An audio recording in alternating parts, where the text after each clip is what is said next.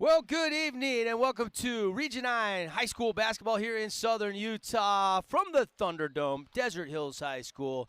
This is the Interior Design Center pregame show. Greetings, salutations. Welcome to the broadcast, everybody. Devin Dixon, Andy Thompson with you here as Desert Hills comes in to this matchup 5-1, and that's region-wise. That's their record, and 13-1 are the Thunder record overall. Meanwhile, the visitors, the Cedar City Reds, come in 4-2 in region play and 9-4 overall. And Andy, we think this is going to be a sensational matchup, and that's why it's our Sullivan Homes Game of the Week. Oh man, I mean, Cedar's had a week where they've been missing players. They're getting, one of their big ones back tonight, but they'll still be missing a couple. Desert Hills coming off their only loss of the year, got trounced by Dixie on Friday. They're going to be super hungry. Cedar has, some of the best scorers in the region.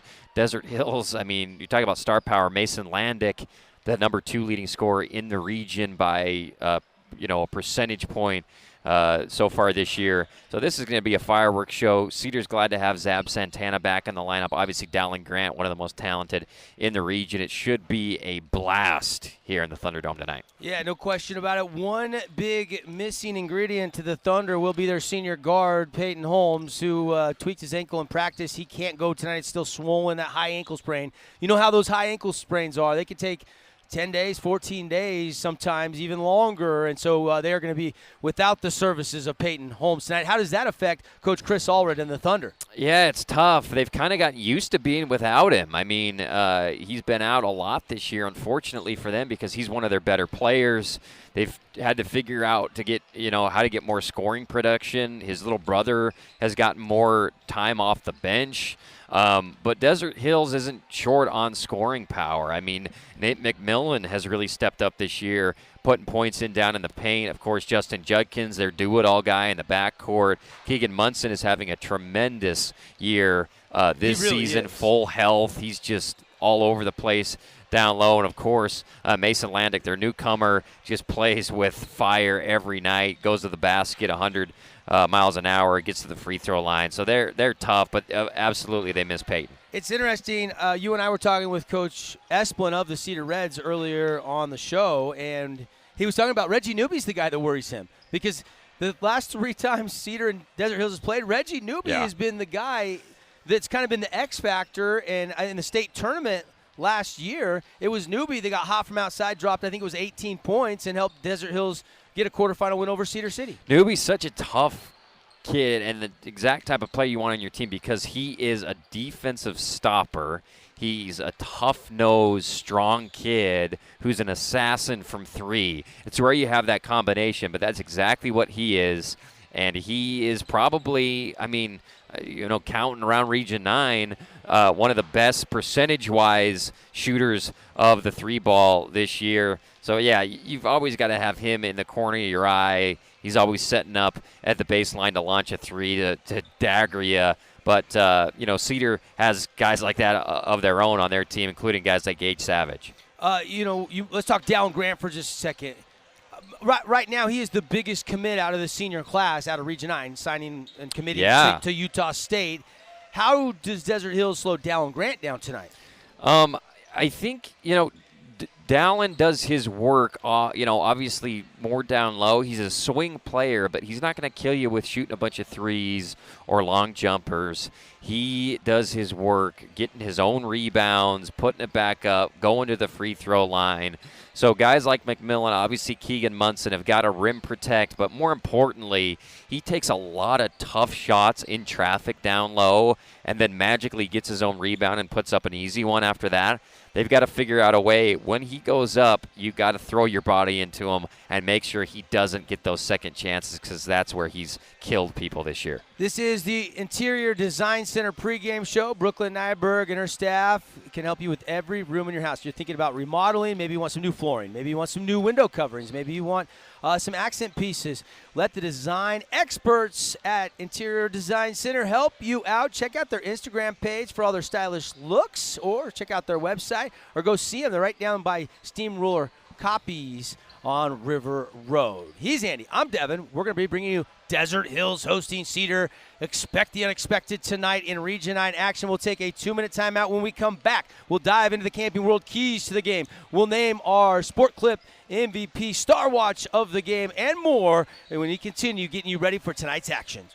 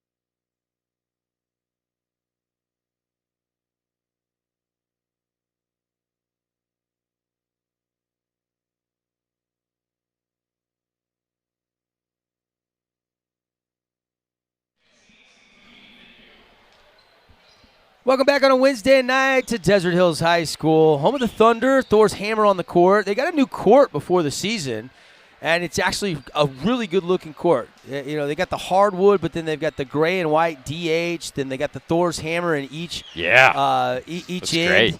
They've got the three-point inside the line, outside the key, kind of grayed out in their color scheme. You can see it on the television screen if you're watching on CEC TV. Or on our website, sportsradio977.com. And if you're leaving your car or leaving radio, you can go watch this game tonight. So I invite you to our simulcast this evening. And, Andy, let's dive into the Camping World keys to the game. Appreciate Camping World. Huge selection, top brands, full retail store, 1500 Hilton Drive. Let's start with the Cedar Reds. What's going to be the keys tonight? They've got to funnel Mason Landick out of the paint. He's so good at slashing in, and it's an impossible task, but you can't have him going to the free throw line in double digits tonight. When he does that, you know, it's over. I mean, he's so good at any time he wants, and he picks his spots, but he can get into the paint and go right into people. He's strong enough to get a bunch of and ones. Cedar's got to figure out a way to help on him when he starts to drive and prevent him from getting full speed. I think Mason Landick is 77 points away from 2,000 career points, and that goes back to his varsity career in 3 years in the state of Washington. This kid scores averaging 21 a game for the Thunder. He's their leading scorer, and he's second to only Ike Finlinson over at Dixie as the region's leading scorer, and they're just right there neck and neck. That scoring title could go to either one of those guys, and there's some other guys that aren't far behind as well. Guys like Dallin Grant, who's right around an 18-point game scorer. All right, Thunder keys. Let's get into those just a little bit. Got to make threes at home. I mean, we talked about Mason Landick. Justin Judkins is a three-point scorer. McMillan's knocked a few down this year. Obviously, they don't have Holmes. Landick will get his shots up. But if they can shoot, in the mid-30s to 40%, they're, near impossible to beat at home. That's going to be a huge key here in the Thunderdome with the home crowd behind them. Cedar's going to come out hungry and fighting tonight. They feel like they're a top team in Region 9, even though they're, on the RPI down a little bit. They look at a team like Desert Hills and say, we can beat this team any night. And it just depends on if Desert Hills at home can knock down a good percentage of their shots. All right, let me give you some stats on some of the stars for each team, and then I'll give you the honors tonight to name our Sport Clip MVP Star Watch player of the night. This is always a challenge because both these teams are loaded with stars. First, let's talk some Cedar. They're scoring 71 a night, shooting 51% from a field. Their team rebounding is 31.4 a game. Their assists per game, 13.6. Steals 5.6 and averaging 2.2 blocks.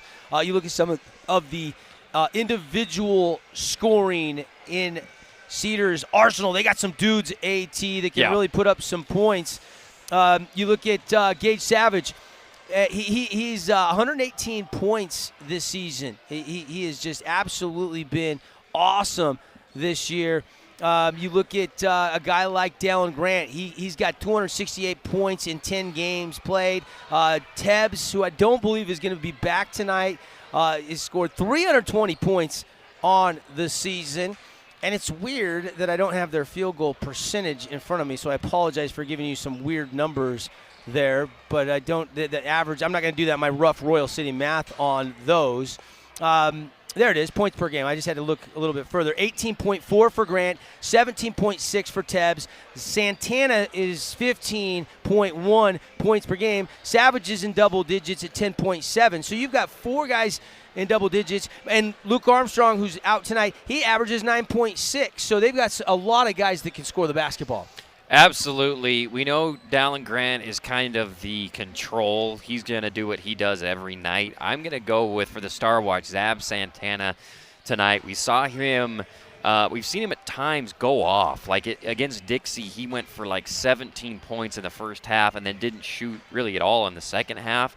If he can put together a full game where he's consistently engaged in the offense and aggressive, because he can knock down a shot from anywhere as he pulls up in warm-ups from 50 feet. I think if Zab can get up, in the 20s with the loss of Luke Armstrong and Drayton Tebbs, Cedar's got a great chance of winning the game tonight. All right, let's talk Sport Clips MVP. Haircut MVP Star Watch tonight for the Thunder. Who you want to go with? It's hard to go against Money Mace. We just talked about, it's 21.4 points per game. But without Luke Armstrong, is this a night where we want to look at Keegan Munson? Yeah, you read my mind. It's Keegan Munson tonight without the big fella from Cedar in the game. Munson's going to be a giant in there. They're going to do their best to tag team him down low, play small ball, run him around on defense, try to get him tired, but he can dominate tonight if he initiates. And let's be honest, Keegan Munson benefits immensely from having a guy like Justin Judkins and who's kind of a point guard. Peyton Holmes is out tonight, but another, point guard, and then Mason Landick, because they know how to get him lobs, backdoor cuts, and they get to the middle of the floor. Munson this year averaging 13.3 points a game, but how about 8.3 rebounds? He's nearly averaging a double-double, Andy, and you're right.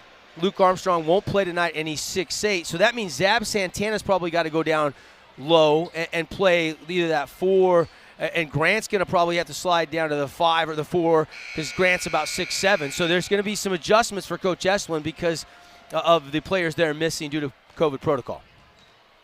Yes. Yeah, absolutely. Appreciate Sport Clips. It's good to be a guy. No appointments necessary. Walk-ins always welcome. Just ask for the MVP treatment. Includes the MVP haircut, hot steam towel, massaging shampoo. Be sure to stop in for your MVP treatment. Sport Clips. It's good to be a guy. All right, both teams' warm-ups are in the books. They're going to turn the lights down low, and we're going to have our national anthem. So we're going to step aside. When we come back, though, the Sky Mountain starting lineup for each team and the tip. It's the Reds and the Thunder coming up next on ESPN Radio, CEC TV. Don't touch that dial. Asphalt. It's not something we think about much, except when it's in bad shape. At Holbrook Asphalt, we help cities, HOAs, and businesses avoid replacing painfully expensive roads and parking lots. To avoid the cost of replacing asphalt, you must effectively preserve it while it's still in good condition. University research has shown Holbrook Asphalt's HA5 slows asphalt aging by 67%. We make your pavement assets last longer, cost less to own, all while achieving higher property values. Visit holbrookasphalt.com to discover more.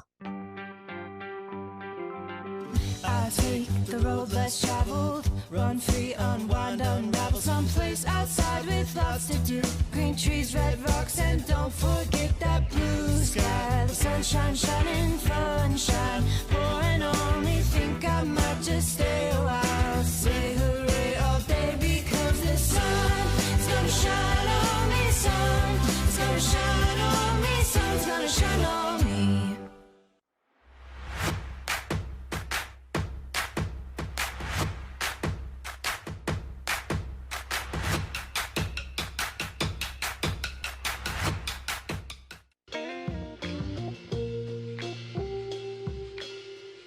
After you joined our family, it was like, I really do feel complete now.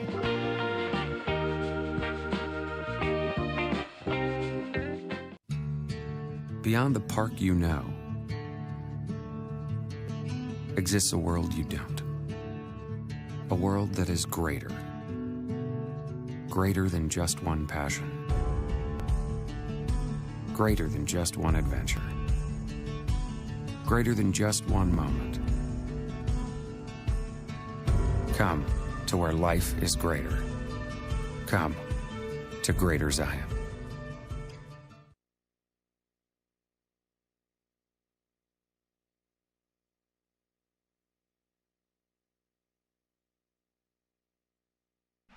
Oh, great rendition of our great country's national anthem. Give me goosebumps here, AT, as we're back to Desert Hills High School on a Wednesday night showcase. And we appreciate Interior Design Center bringing you tonight's pregame show, Camping World, Keys to the Game, and our Sport Clips, Star Watch. You went Keegan Munson tonight, and then you picked? I picked Zab Santana. Yeah, here's the starting lineup. Let's meet them for the Reds. Gage Savage getting introduced, 6'3", senior, one of 6 seniors for Coach Esplin. And you've got Dallin Grant as well as Ty Harrison. You've got Munson, Aaron Munson, 6'5", junior, and then down low Zab Santana, who's going to have to play bigger than his 6'5" frame against the 6'8" Keegan Munson tonight. Now they bring the light all the way down. It's one of those retractable lights right near the court on that Desert Hills logo. And we will meet the starters for Coach Chris Allred. Believe it or not, Coach Allred is in his first season as head coach, but he coached at Snow Canyon, he coached at Pineview, he's coached the girls teams. He just won a state championship with the Desert Hills baseball team. Wow. If you factor in how many seasons Coach Allred has coached over his 23-plus year coaching career, I bet it's like 50 seasons. And Coach Esplin, Cedar's coach, has 55 coach seasons under his belt. 2 very, very experienced coaches. Amazing. Even though Coach Esplin is a relatively new head coach for the Reds basketball team. Yeah, that's a great point. Yeah, well, he came from the girls, winning state championships over there, and, came over here because of the talent Cedar has. He thinks that they can win one with this group this year, and it starts with games like this against Desert Hills. Yeah, first to get introduced was Money Mason Landick. There's Reggie Newby. Here comes Preston Vandermeid, who they're sliding back into the starting lineup with Holmes being out tonight. And then you got Justin Judkins. Coach Allred will play Landick and Judkins at spots at the point guard position. When he wants to move Mason off ball and let him get some scoring, he can put Judkins there and vice versa.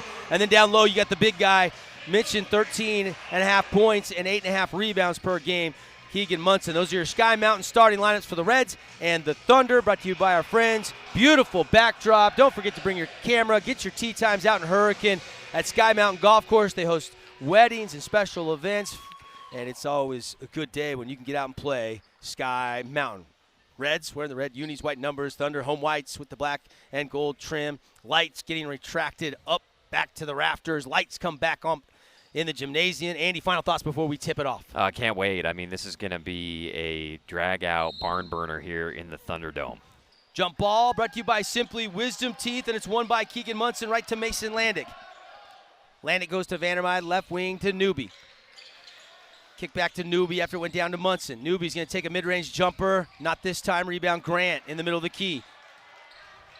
Dallin gets it to Zab. Santana tries a baseline, and Mason Landick got a tip and almost a steal.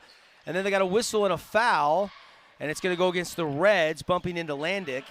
Yeah, I think a good call. It looked like the baseline ref was just going to let it go because it went out of bounds and it was going to be Thunder ball, but I think it was a good call against Munson. Munson's first personal, team's first. 30 seconds into this game. Nice catch down low, laying up and in. Keegan Munson scores the first bucket of the game. And Zab Santana looked confused on the defensive end, looking over at Dallin Grant. That can't happen. He's already got the advantage. You can't give him an easy puppy like that down low. 2-0 Desert Hills on the one-loss scoreboard. Munson drives baseline, and Savage will hoist in a team D3 for Gage Savage. Good feed. I like Munson attacking Munson hard on the baseline and then kicking it out chest high for an open three. Minute into this game, it is 3-2. Cedar with the lead. Newby's going to take a long-range dagger, and down it goes. Reggie Newby with the answer. Right in front of Savage, the 2 3-point shooters tonight for either team back-to-back. 5-3 Thunder, just like that. Both teams hitting and connecting on their opening three-point attempts. Savage going to take a deep two. It's in the air and splash. Nothing but cord there. He ripped it. Good, confident, dribbling up. He'll take the 17-footer. You don't see a lot of those nowadays, but it was open. He took it. Ooh, flashy move down the lane, knifing, but he missed it. Maybe too much English. And here come the Reds off the Landic miss. Savage to Santana. He'll step, catch, and shoot, and nail it. Wow. And Santana into the scorebook. Both teams starting this game crisp and on fire here in the Thunderdome. Cutting and a dunk, and then last second he decides to lay it in, a whistle and a foul. Vandermeide will shoot two. Great feed by Landic. He's so good at just slashing through, cutting, slicing, and dicing, and then dishing it off to a teammate. Excellent delivery right there, and a little reach-in by Grant causes the awkward miss. Preston Vandermeide to the line, and first one's up and in. Appreciate that was Freddy's. We'll be bringing you our free throws all night long, all season long, and you can get your car washed unlimited all year long with their Unlimited Car Wash Club. Get all the details, just $20 a month at either Fabulous Freddy's Southern Utah location. Missed the second. So it's a 7-6 game right now, and Santana's going to catch and shoot the triple. Beyond the arc, it won't go. Rebound Newby, he'll bring it up into the front court. Whip pass to Vandermeide. Vandermeide attacking, had it blocked away. Kick out goes to Munson, and he drills the triple. Wow, the big Keegan fella. Munson. The big fella with a three right down the barrel. What a block by Munson down low, but goes for naught as Munson drills the three. Keegan Munson is a terrific three-point shooter at 6'8". Three for the Reds won't go. Rebound, that won't fall. Munson finally has a chance to clear it, kind of lost it, but Vandermeide scoops it up. Here comes Newby, dribbled off his knee or lost it out of his hand, and turnover Thunder. That's their first of the night. Wipes his hand off there as Munson already, we're seeing him dominating the game, getting up, getting rebounds, already has an easy bucket. They've got to get bodies on him. Keegan Munson is now 5 for 7 on the year, shooting 67% from the three-point line. There's a three from Savage. That won't go. Both teams average over 70 points a game, and we're seeing up-tempo already. 5 minutes left in the first quarter. 9-7 Desert Hills here on 97.7 ESPN. Skip to Judkins. Judkins has a seal, and they call 3 seconds. Yeah, he was sealing for a while. That's a good call by the lower official. Yeah, they got to be quicker on the skip and see that advantage, and that's going to be Santana a lot tonight down at the bottom end, the much smaller guard for Cedar. Yeah, missing Luke Armstrong, their true center. Grant gives it up. Munson's going to catch and shoot straight down the barrel. No, Munson almost tipped it back in, couldn't clear it, but Newby grabs the board. Here comes Judkins, might have carried, no call, finger roll lay-in, got it. Yeah, surprised that ball was over his head, and he still came down with it, dribble. Surprised there wasn't a carry. Maybe he didn't palm it. Maybe he didn't turn it over enough for the officials' liking to call the whistle there. 11-7 Desert Hills. It's a 6-0 run by the Thunder the last 2 minutes. Shot from Savage from outside, no. Rebound, Money Mason Landic. Landic gonna go whip past to Newby. Little bit behind him, and Newby can't collect it. Turnover Thunder. Santana to the middle. Force feeds it off the back iron, way too strong. Rebound Savage, fadeaway jumper. That won't go, but they're going to call a foul on Vandermeide contesting that shot, and Gage Savage will head to the Fabulous Freddy's free throw line. Yeah, a lot of tough shots for Cedar. The last few possessions down low. The smaller guys are doing a great job getting rebounds too. Justin Judkins, Landic, And, of course, Munson's down there trying to swat everything.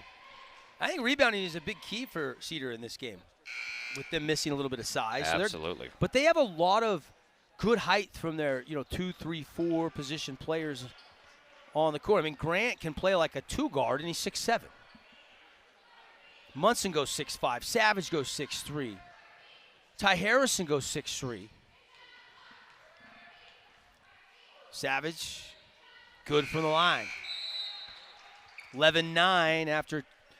How about the start for Gage Savage? Hit a triple, a deep 2, and then 2 free throws. He's got a quick 7 of the Cedars' 9 points. The only other guy that has scored for the Reds is Zab Santana. Judkins triple threat, puts it on a bounce. Over to McMillan, who just checked in now. Landick, stop, pop, and cock it back, and down it goes for Money Mace. Tough. That is a tough spot on the court to guard that dribble in, then stop and pop at 15 feet. He's so good at that shot. Well, he started this game facilitating, and on that one it was like, all right, I want to get a shot off, and what does he do? He knocks it down. Now he'll rebound and push. He'll stop and take the 3, and a whistle and foul on 3-point shot, so Landick will shoot 3 from the line. Tough call. Ty Harrison anticipated that beautifully on the pull-up 3. So hard to defend in transition for our TV audience. Man, I don't know about that. Can't tell on that replay if he hit the hand or took it right off the hand, but the official said he got the hand. So here's Landick to the line. First one's up and good. Landick is an 82% free throw shooter. That's tops on the team. Holmes, who's not playing tonight with the ankle injury, is 79% on the season, but he just missed that second one. And Landick will have the third. And that one's good. So Landick, a little 4-0 spurt after the jumper, and now 2 of 3 from the line. And the Thunder have their largest lead of the game at 15-9 up there on the 1-loss scoreboard. Savage guarded by Judkins. Over to Santana. Santana sniping down the lane, missed the lane. Nobody can grab the rebound. It goes out of bounds. Last touch by Munson of Desert Hills, and it'll be Reds basketball. Good take. That's just tough against that look in the zone. It's almost like a 1-3-1, and Dallin Grant's got to be more demonstrative, calling for the ball when he's cutting to the basket. Get you an update on the Jazz throughout the game tonight since we don't have it for you. And there's a turnover. Munson just rips it away from Dallin Grant. Here comes Judkins. Up and under, leaves it for McMillan, and McMillan with a kiss off the window. Great transition by Judkins. Stop. Great ball handler. Great dexterity with the pass for the easy bucket. No Donovan Mitchell tonight. No problem so far. 32-19. Jazz lead the Mavericks at the end of the first quarter. Updates all night long brought to you by Hearst Ace Hardware. Grant, first bucket of the night, a little baby hook in the middle of the key, and down it goes. And he needs more opportunities like that from about the 7-foot range. He's so tough inside that mark. And a beautiful assist. Landick hits Lincoln Holmes, and Lincoln spots up in the corner and nails the Team D3. Desert Hills has been so excellent on offense, moving the ball. They've had nothing but good looks tonight, thanks to their great ball movement.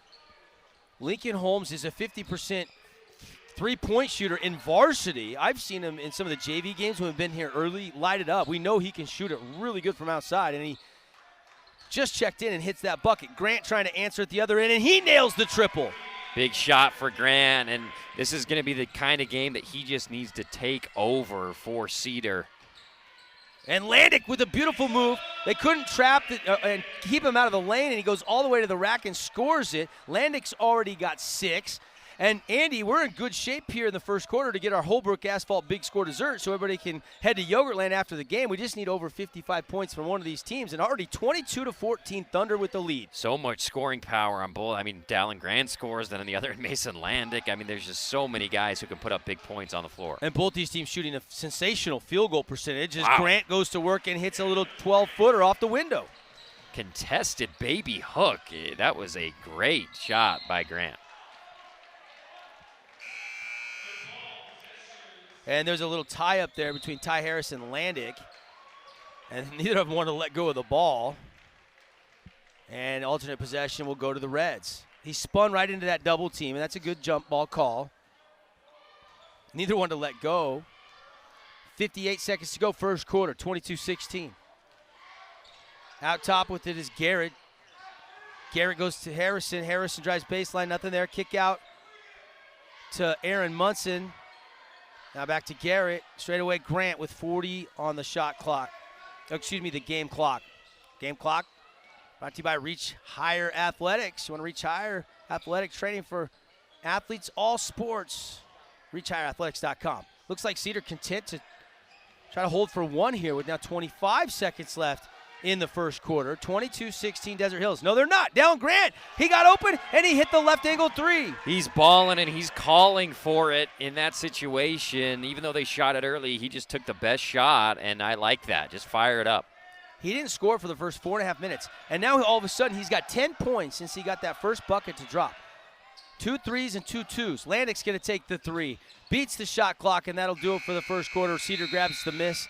And an entertaining up-tempo first half from the Thunderdome here on ESPN 97.7 CEC-TV. 22-19, Thunder leading by just 3 at the end of the first quarter on the one-loss scoreboard. We'll be right back. Asphalt. It's not something we think about much, except when it's in bad shape. At Holbrook Asphalt, we help cities, HOAs, and businesses avoid replacing painfully expensive roads and parking lots. To avoid the cost of replacing asphalt, you must effectively preserve it while it's still in good condition. University research has shown Holbrook Asphalt's HA5 slows asphalt aging by 67%. We make your pavement assets last longer, cost less to own, all while achieving higher property values. Visit holbrookasphalt.com to discover more.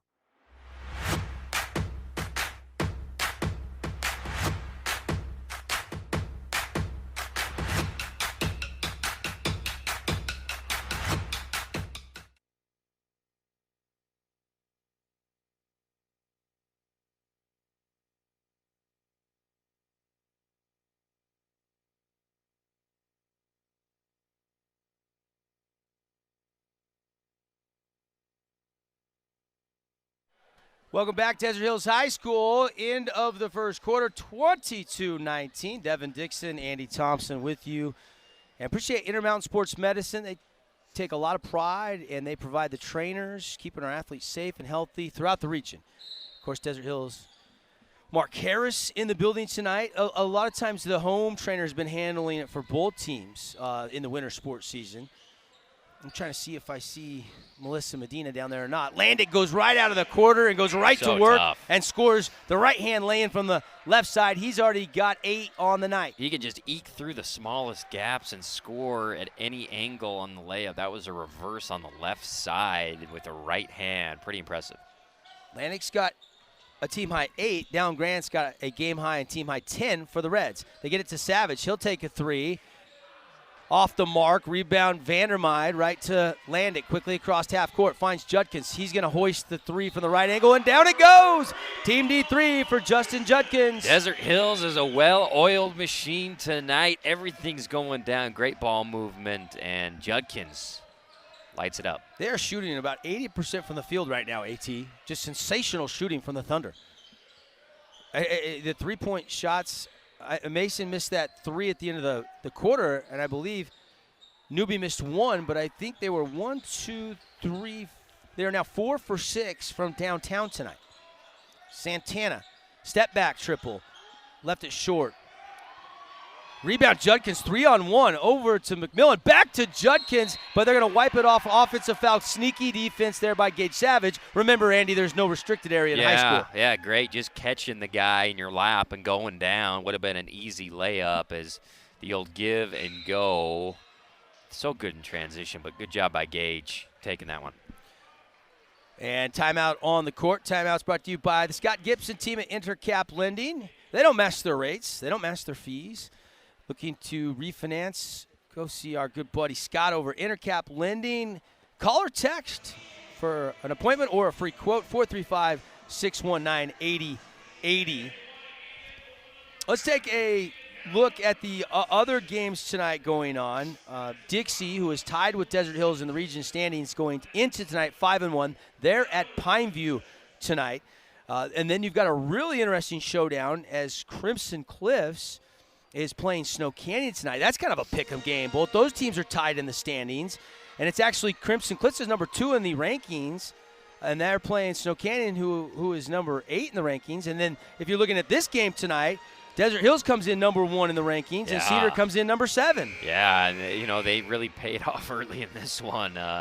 Both teams shooting it really well. Desert Hills a little bit better. Cedar's turned it over a little bit, missed some shots. This zone that Desert Hills is playing is leaving open some of the corner threes, but everything in the middle is just clogged up. It's been hard to get any penetration. Any adjustments? What was that coaching session for both teams like down there?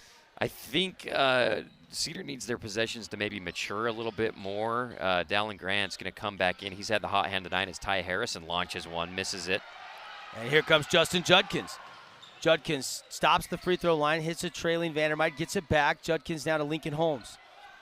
Lincoln, younger brother, a sophomore. Peyton Holmes not going tonight for just tuning in. He's got a bad ankle.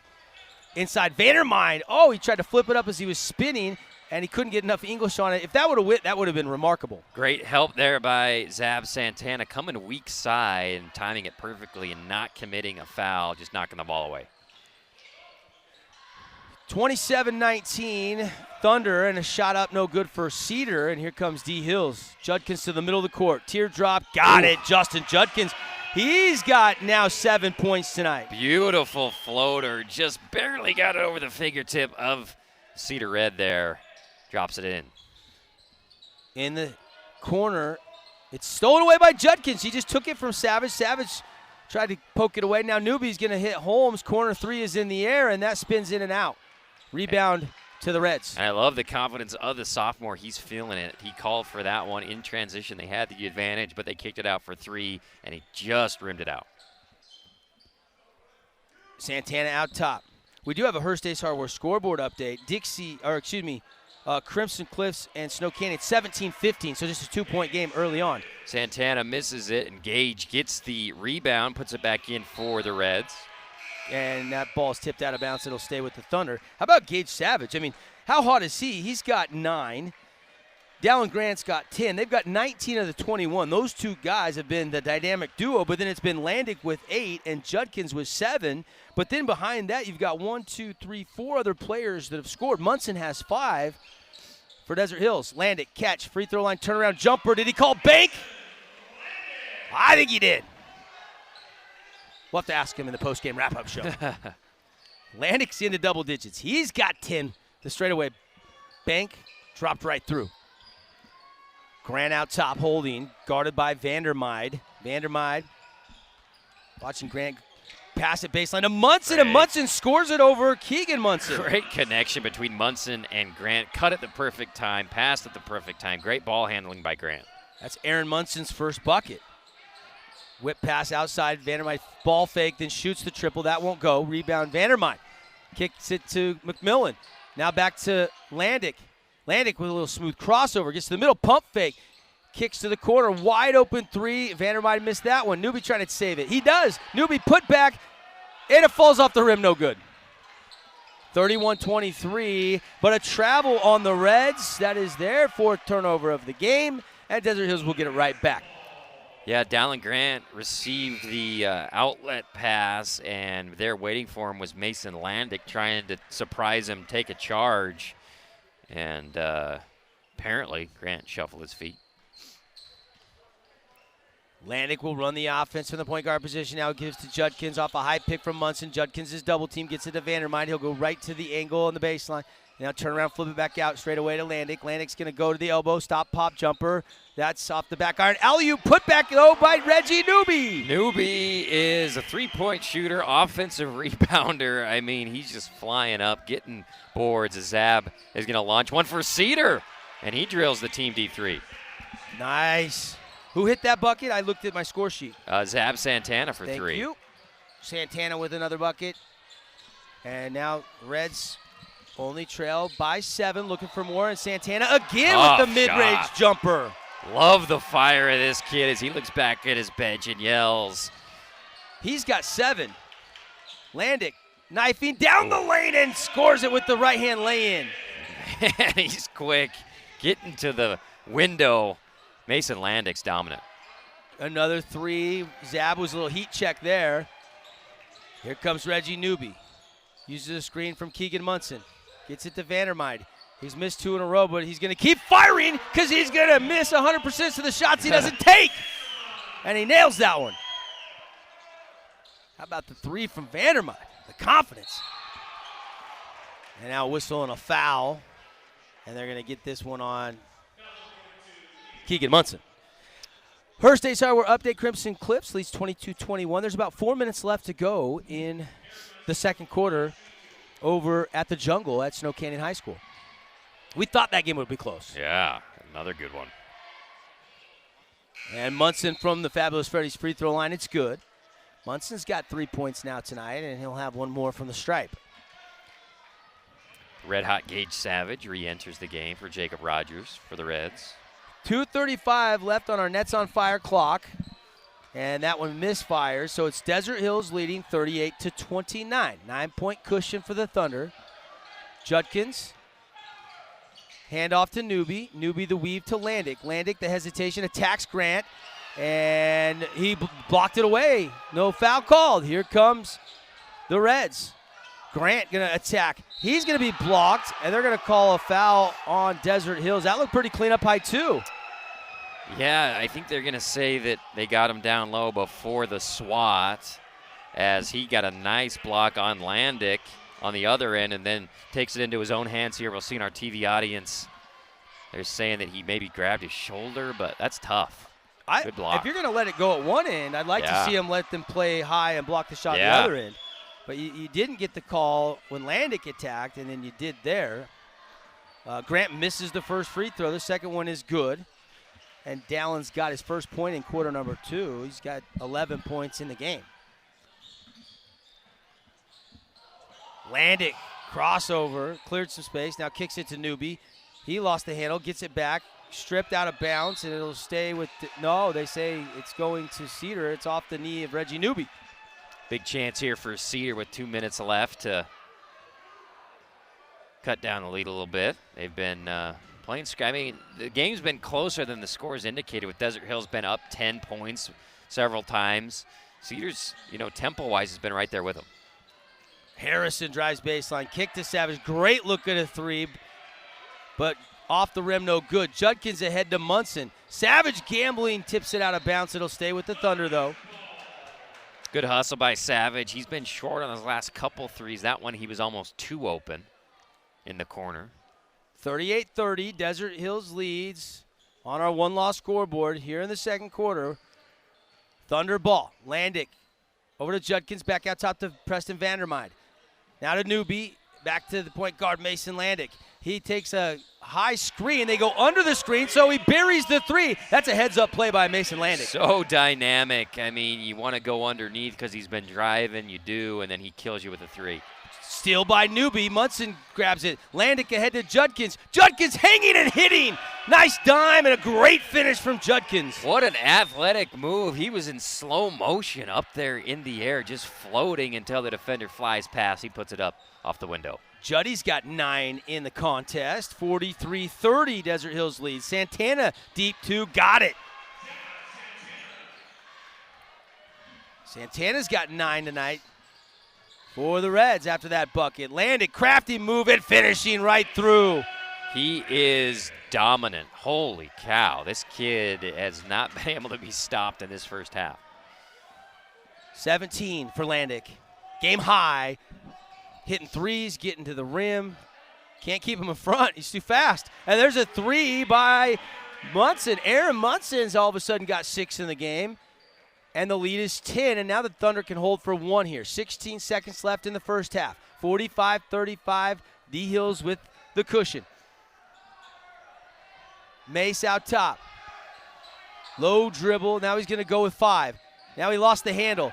Now it's a jump ball. 1.3 on the clock. Alternate possession is to Cedar. The crossover kind of got away from him and a rare turnover for Landick. Yeah, big break there for Cedar as he has been red hot this second quarter. 45 first half points. We almost got the big score dessert in the first half. Compliments of Holbrook Asphalt. Shot good if it goes, I believe, but it doesn't go, so it doesn't matter. And at the break here on CEC TV, 97.7 ESPN, Region 9 Network, it's the Thunder 45, The Reds 35. Andy, your thoughts on a fast-paced first half? Awesome. I mean, Cedar's down 10, but they can make that up in the blink of an eye the way this game's going. It's going to be a high-scoring affair. Cedar's got to figure out a way to rush Landick, when he has the ball, early in the possessions to get it out of his hands. He is so tough when he gets going to the rim. We got to take a 2-minute timeout. When we come back, we'll bring you the InfoWest halftime report, scores from around the region, highlights from the first half, and an entertaining one it was. Again at the break, Desert Hills 45, Cedar 35 on your Region 9 radio network. Asphalt. It's not something we think about much except when it's in bad shape. At Holbrook Asphalt, we help cities, HOAs, and businesses avoid replacing painfully expensive roads and parking lots. To avoid the cost of replacing asphalt, you must effectively preserve it while it's still in good condition. University research has shown Holbrook Asphalt's HA5 slows asphalt aging by 67%. We make your pavement assets last longer, cost less to own, all while achieving higher property values. Visit holbrookasphalt.com to discover more.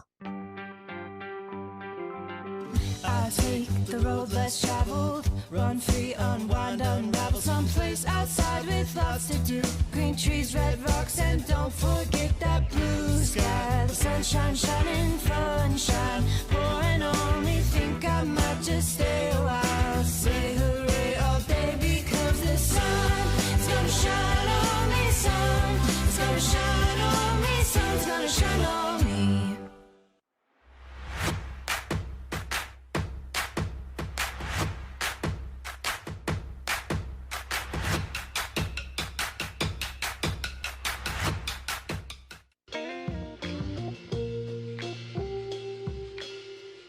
After you joined our family, it was like, I really do feel complete now.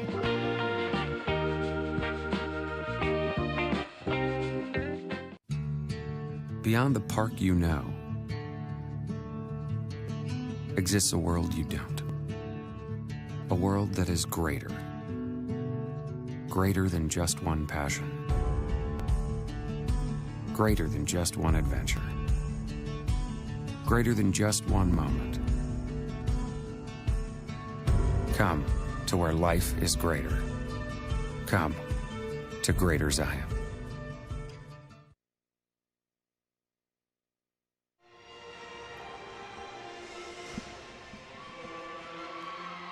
And we welcome you back.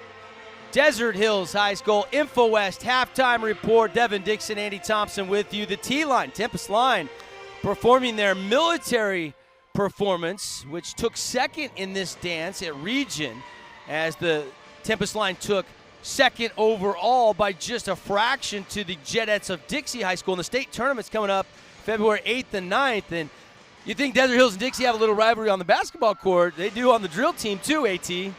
Absolutely, two of the best programs for a long time battling. They had a heck of a showdown in region, and state's just a few 10 days away, something like that. Yeah, absolutely. And you had some Jetettes on the Region 9 Rush this week. We were shooting that at the CEC TV studios. Andy hosts the Rush every week, top 9 plays. And the Jetettes have in their show routine the stilts, and you had them out there blocking shots, dude. That was awesome. Yeah, they were incredible. I don't know how they get around on those things, Devin. It scared me to death, but incredible athletes. So the T-Line performing here at the half. This is a really good performance as they are getting dialed in for state. 45-35. How about the Thunder basketball's performance in the first half as they built a 10-point lead? Didn't miss. I mean, we talked about they lose on Friday. They're going to come out and play their best game tonight, and that's kind of been the case. Haven't missed a lot of shots, had a lot of open shots. Transition, they've been flawless. Mason Landick has been the best player on the floor. Nobody can guard him. Yeah, Mason Landick, if we check the Wilkinson stats, Wilkinson's lights, fans, home decor, so much more. Contractors, homeowners rely on Wilkinson's down there next to Fiesta Fun, a unique place to shop. They even have games too. 17 points a game high, 17 first half points, just 4.3 points away from his season average. He should easily get that tonight. Might be gunning for a season high tonight with 17 in the first frame for Money Mason Landick. Yeah, he is so, he's just a next level player. and he's so quick and can get to any spot at any time. And when he gets there, he's just going to destroy you. Whether he's going, reading you going underneath the screen, he's going to pop the three. He's going to hit the 17-footer if it's the right shot. He doesn't force anything. When he gets down low, it's like poetry in motion, going up against bigger guys, navigating to the rim, putting it up with some spin off the backboard. He is a special, special player. Let's check some of the highlights in the first half. If we have the highlights, and there we go. On cue, Mark is producing tonight. There's Keegan Munson early on getting a nice bucket. And then Munson showing you the range, 67+% from outside. But here's when this is the first jumper of the night for Landick, and that really got him going. Yeah, absolutely, as we see Judkins with a beautiful feed. So good at finding the big guys in transition. And then the sophomore, Lincoln Holmes, drills one. He's been excellent this year from the three-point line. Dallin Grant, though, he got heating up in the second towards the 4-minute mark in the first quarter, and he had 10 points in the first quarter with shots like that from the left three-point line. But Landick just slithering in. He's so good. He is closing in on 2,000 career points. And there's Justin Judkins. His shooting has been unbelievable this year. But look at the dime from Judkins. Give it up, get it back. But a great charge taken by Savage there. Wiped that bucket away. Tremendous. And then Judkins getting into the paint, floating it over a bigger guy. Gage Savage was huge for Cedar. It was really him and Dallin Grant show. Grant with his best pass of the first half to Munson. Yeah, good helper there. Santana kind of got it going in the second quarter. Little 1 foot leaner, got the friendly bounce. Then I like Vandermeid because he'd missed a couple in a row, but they kept getting him open looks, and he knocked that three down. And then there was kind of back-to-back blocks at both ends. One was called, one wasn't. And Landick hits a three when they went under the screen. Probably need to hedge over the top against Landick when he's feeling it. Absolutely. And then we see Morgan drop a three, and that's where we stand, 45-35 at the half. Let's check a look before we take a timeout. More stats for you from the first half. First, the Jazz, 69-48. Jazz are storming the Mavericks without Spida Mitchell, AT. Wow, how about them, Jazz? Martin, our producer, back in the ESPN studio, saying Jordan Clarkson leading the way with 22. Gobert already with 20 against Luka and the Mavs. We do have that other marquee game in Region 9 tonight, and that is obviously going to be one we're watching closely, and that is over at Crimson Cliffs. And Crimson Cliffs is playing at the Jungle against Snow Canyon right now. And I believe it's went to halftime in that game as well. Do we have a score update on that one at the half? 24-21 late second quarter. I knew that, but I haven't actually seen that halftime score. We know it's a tight one over there. And I haven't seen a score update yet from the Dixie Pineview game tonight yet. So we'll check on that and try to get you some more scores when we come back. I think it might be I think it was 31-31. I saw somebody tweet between Crimson and Snow Canyon. And then Crimson hit a bucket to take a 33-31 lead with about 12 seconds to go in the half. And then the Snow Canyon Warriors were holding for the final shot. And the Warriors kind of coughed it up there. So it is Crimson Cliffs 33-31 advantage at the half. So we'll keep an eye on that one for you. Our update's brought to you by Hearst Ace Hardware. 2-minute timeout here. We'll talk second half adjustments, run down some more of the stats. Well, real quick before we go to break. 17 for Landick, 9 for Justin Judkins. Balanced scoring behind that. Newby had 5, 4 for Vandermeid, 5 for Keegan Munson. Look at some of the leading scorers for Cedar, 9 for Gage Savage, 9 for Zab Santana, a team high 11 for Dallin Grant, and 6 for Aaron Munson of the Reds. We'll be back. Stay with us on CEC TV, 97.7 ESPN, or if you're watching the game on our website, sportsradio977.com. Second half coming up after this 2-minute timeout. Actually, after this 30-second timeout. Spending time outdoors has never felt more valuable. Whether it's exploring nature or relaxing in your yard, let's do it responsibly. Before going out, check for closures and fire restrictions. Practice social distancing. even when outside and on the trail. Back at home, if burning yard debris, keep your pile small. And no matter where you are, be sure to properly extinguish any outdoor fire. Drown, stir, drown, feel. We're all in this together. Help keep our safe places safe.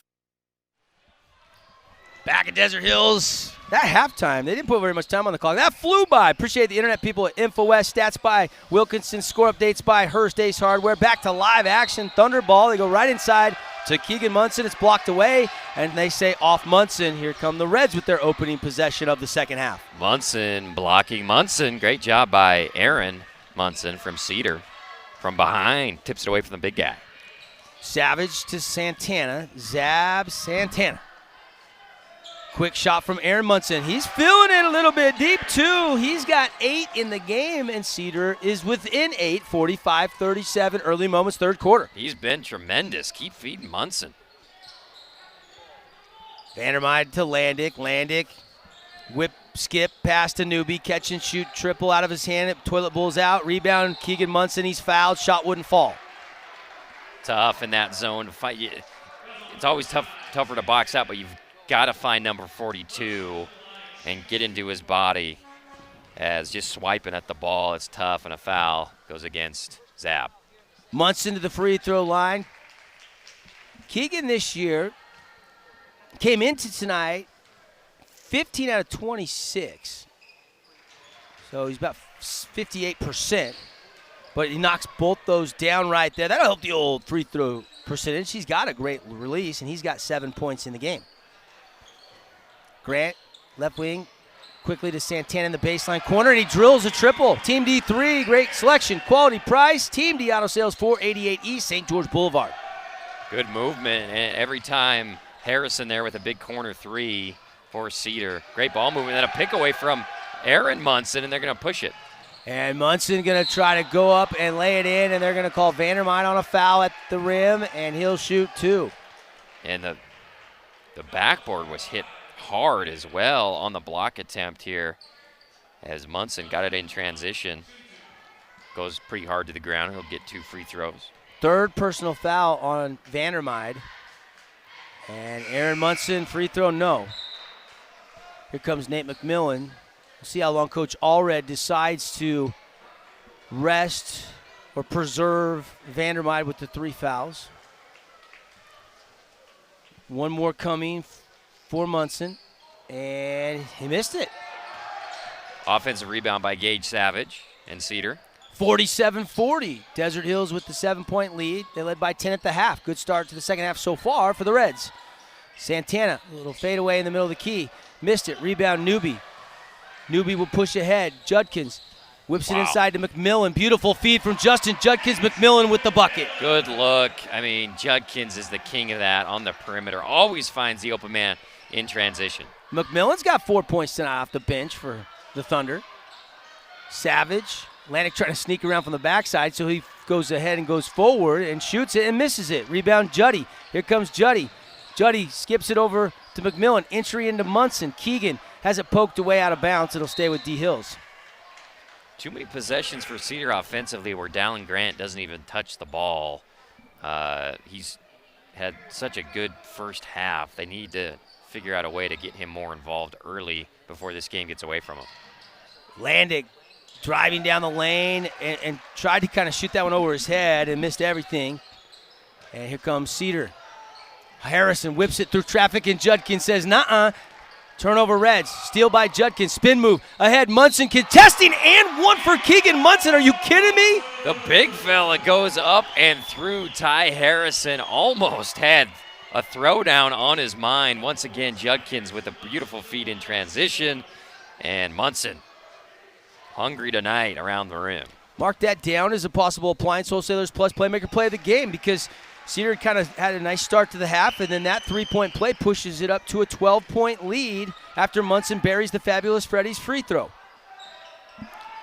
Grant to Harrison. Harrison leaves it for Savage, who will put it on a bounce outside the line. Now goes to the elbow to Grant. Good awareness as McMillan came to double team. Now it's one-on-one. He hits Munson, and it's an offensive foul. Landick takes the charge. Yeah, you could see It was a little bit of a delayed whistle, but you could see Aaron Munson really load up going in and throwing his shoulder into Landick. I think the right call. Judkins grabs the inbounds. They're running Juddy at the point on this set. No contact out top between Grant and McMillan. Backdoor and lay in good baseline. That's why they moved Juddy to the point, because then they can get Landick freed up. Excellent cut and feed. I mean, Juddy has had, 4 assists in this quarter alone. Grant to Santana. Santana is going to take a deep jumper from the baseline and drops it like it's hot. How about the night Zab Santana's having into double digits? He's got 11. Timeout on the court. Timeouts all season long brought to you by Scott Gibson Intercap Lending. It's a 30-second timeout. We'll be right back. The Thunder on the one-loss scoreboard up on Cedar 54-42. Jason, let's go see your room.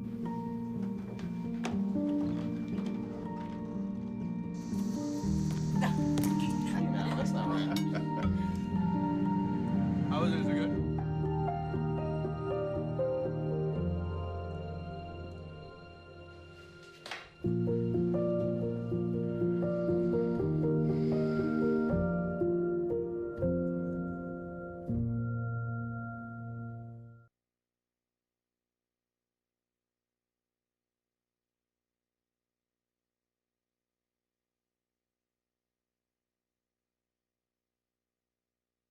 Back live, Devin Dixon, Andy Thompson. Andy, what do you see early moments third quarter?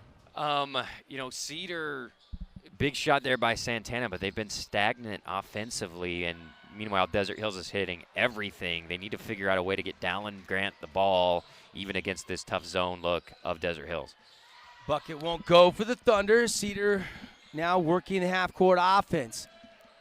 Santana catch and shoot triple, doesn't fall, but rebound. Garrett, nice rebound by Garrett. Now they swing it to Grant. He'll catch, shoot, and hit.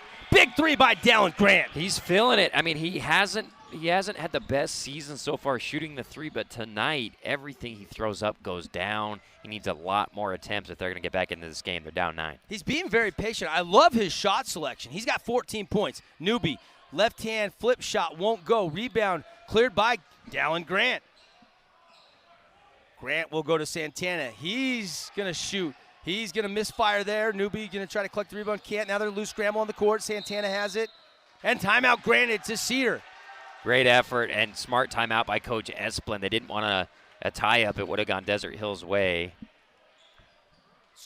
Just a 30-second timeout. We'll keep it right here. Thank Luke Udy for our play-by-play coverage of high school basketball. If you're shopping for insurance, you want personalized service that you can trust, great quotes, and if you go get a quote at their second location that's now open next to Handel's Homemade Ice Cream, you can get a $10 Handel's Ice Cream gift card just for grabbing a quote. Luke Udy, Udy & Associates at American Family Insurance on Bluff Street, 54-45.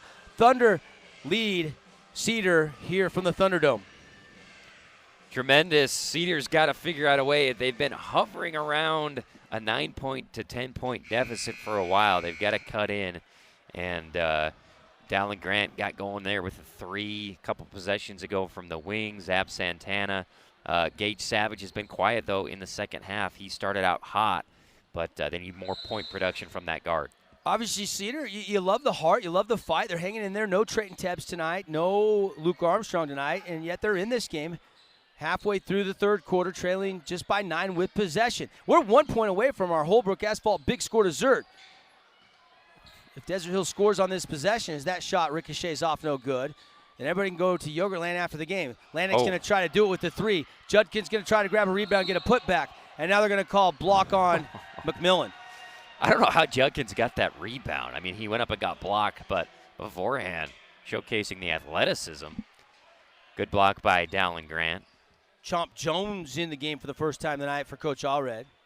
With Judkins, Landick, McMillan, and Munson, it's Savage, Grant, Harrison, Santana, and Garrett for Coach Esplin right now, and Cedar.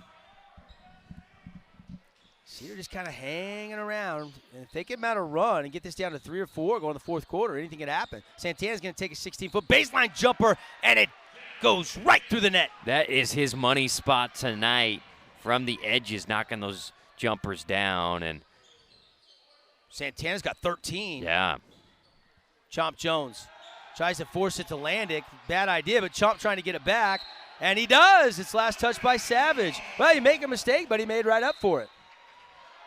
Just didn't have a clear pass to Landick there on that first. And then look at the sophomore stay after. Yeah, great job. Ball got slippery there for Cedar. Chomp to inbound, gets it into McMillan, goes left side to Judkins, guarded by Dallin Grant. Landick right to the middle, up and under, takes a little contact, no call. Didn't get the call. Here comes Savage. Savage knifing down at the other end. He misses everything. And Grant with an offensive rebound out to Santana. He lets it fire short. And Santana gets it back. Wrap around, pretty pass. Oh, but Savage missed the lid's on. Savage pump fake, scoring. Finally, nice. the lid is off. With the left, going around everybody. Great recovery there by Gage. Persistence by Cedar. And now we've got a ton of contact between Grant and Munson. Munson trying to show a little sportsmanship there, tapping Grant on the chest. I didn't see what happened there, Andy. It looks like they just got tangled up. I just saw the end of it here. We'll see it on the replay. Man, that's tough. Tough call against Grant. I thought that should have been against Munson. Munson's so setting the pick. Grant never went around him. He tried to go through the pick. Is that what the officials Yes. saw? I guess so. Yeah. He never, because he kind of left his leg in there trying to maybe get that call on Keegan. And Keegan's going to catch a high lob and lay it in right in the middle of the key. Breakdown defensively. Coach Allred's going to take an Intercap Lending timeout. Great pass up in the rafters. Munson can go get those.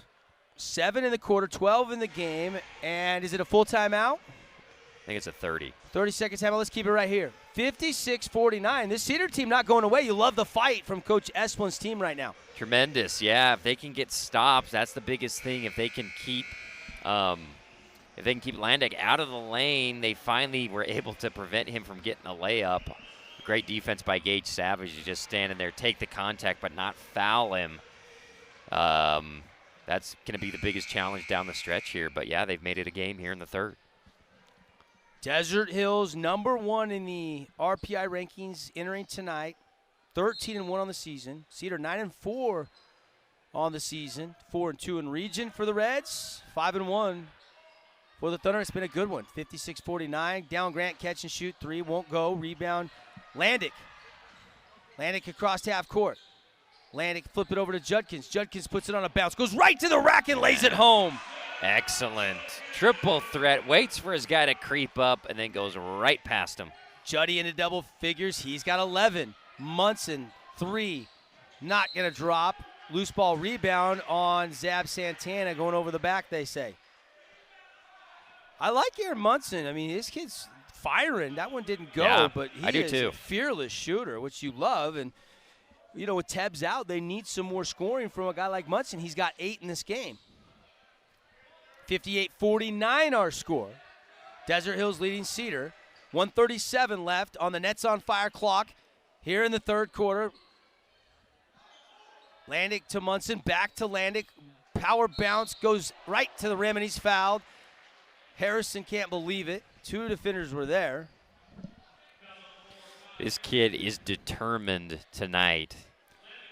Anytime he doesn't have the ball, he's cutting somewhere aggressively to get the ball.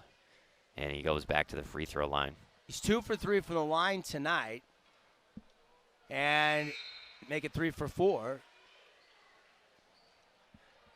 Landick's got a game-high 20, and he'll have 1 more from the Fabulous Freddy's free throw line. Don't forget the Unlimited Car Wash Club. Wash your car as much as you want, $20 a month. Get all the details at either Southern Utah Fabulous Freddy's.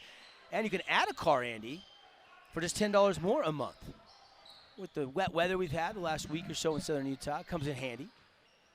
It's 11-point lead for Desert Hills, 60-49. Santana to the middle of the floor, backing his way down on Munson. And a beautiful move, drop step, score it. Tough move by Santana. He's had a bunch of those tonight.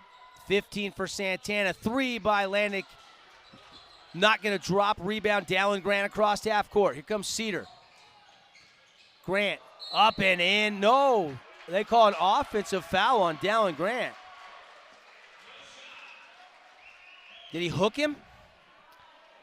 Yep, he hooked him. Saw that off arm. You can kind of see it if you were looking waistline there. You kind of saw that elbow just kind of wrap around from that angle from our CEC television crew. Cedar's weathered these storms where they get down by double digits and then cut it. You know, they still got a full quarter to play, and they're down 9, but still well in the game. Newby. Vandermeiden now to Landick. Landick with 40 seconds left in the third quarter over to Judkins. Whistling a foul. I think Vandermeiden was setting a pick, and they tried to run through the pick. Down Grant picks up the foul. That's his third. And he's picked up a bunch here in this third quarter. Just 2-on-2 possessions. Offensive foul at one end, defensive foul at the other end. Good job setting that up by Vandermeiden. So it will put Preston Vandermeiden on the line. It's an 18 foul, so a true 1-and-1 here. And he got the first. 5 points tonight, and he'll earn another one from the stripe. Appreciate Sand Hollow Golf Course, 27 championship holes. You can stay at their villas. Rock Bowl, great for a wedding or an event. Tee times, call 435-656-GOLF. Missed it at the line, but Newby gets the putback. Reggie for 3. He hasn't had a lot of attempts tonight, but that one late in the third quarter off a miss, just a dagger. Second 3 of the night, Team D3 for Newby. And now 18 seconds left. Garrett, mid-range J, fouled by Munson on the block attempt.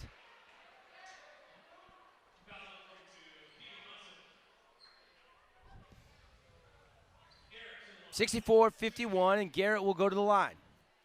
Appreciate Sullivan Homes, our title sponsor of high school basketball here on the network. You only build your dream home, hopefully once, if they do it right. That's why you need it done just right. Visit sullivan-homes.com today to see locations, floor plans, and more quality construction just right. Sullivan Homes. And Savage and Landick were hand fighting down low. I just caught a glimpse of that at the end of the replay. It's a typical intense Region 9 game. And Garrett gets the second.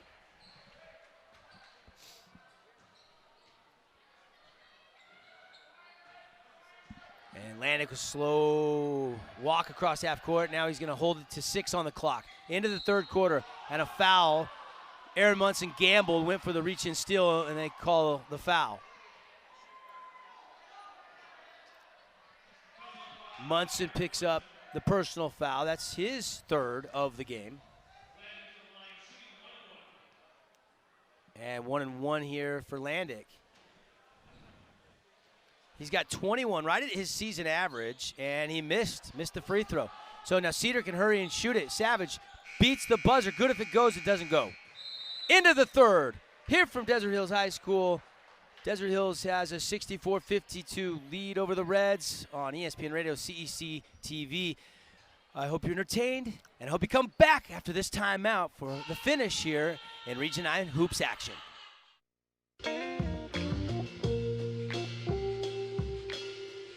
After you joined our family, it was like, I really do feel complete now.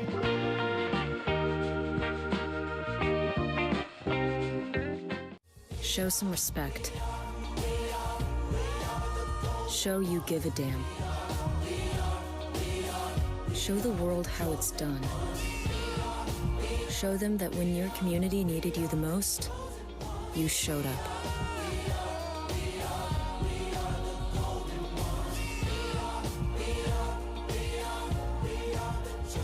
Mask up, America.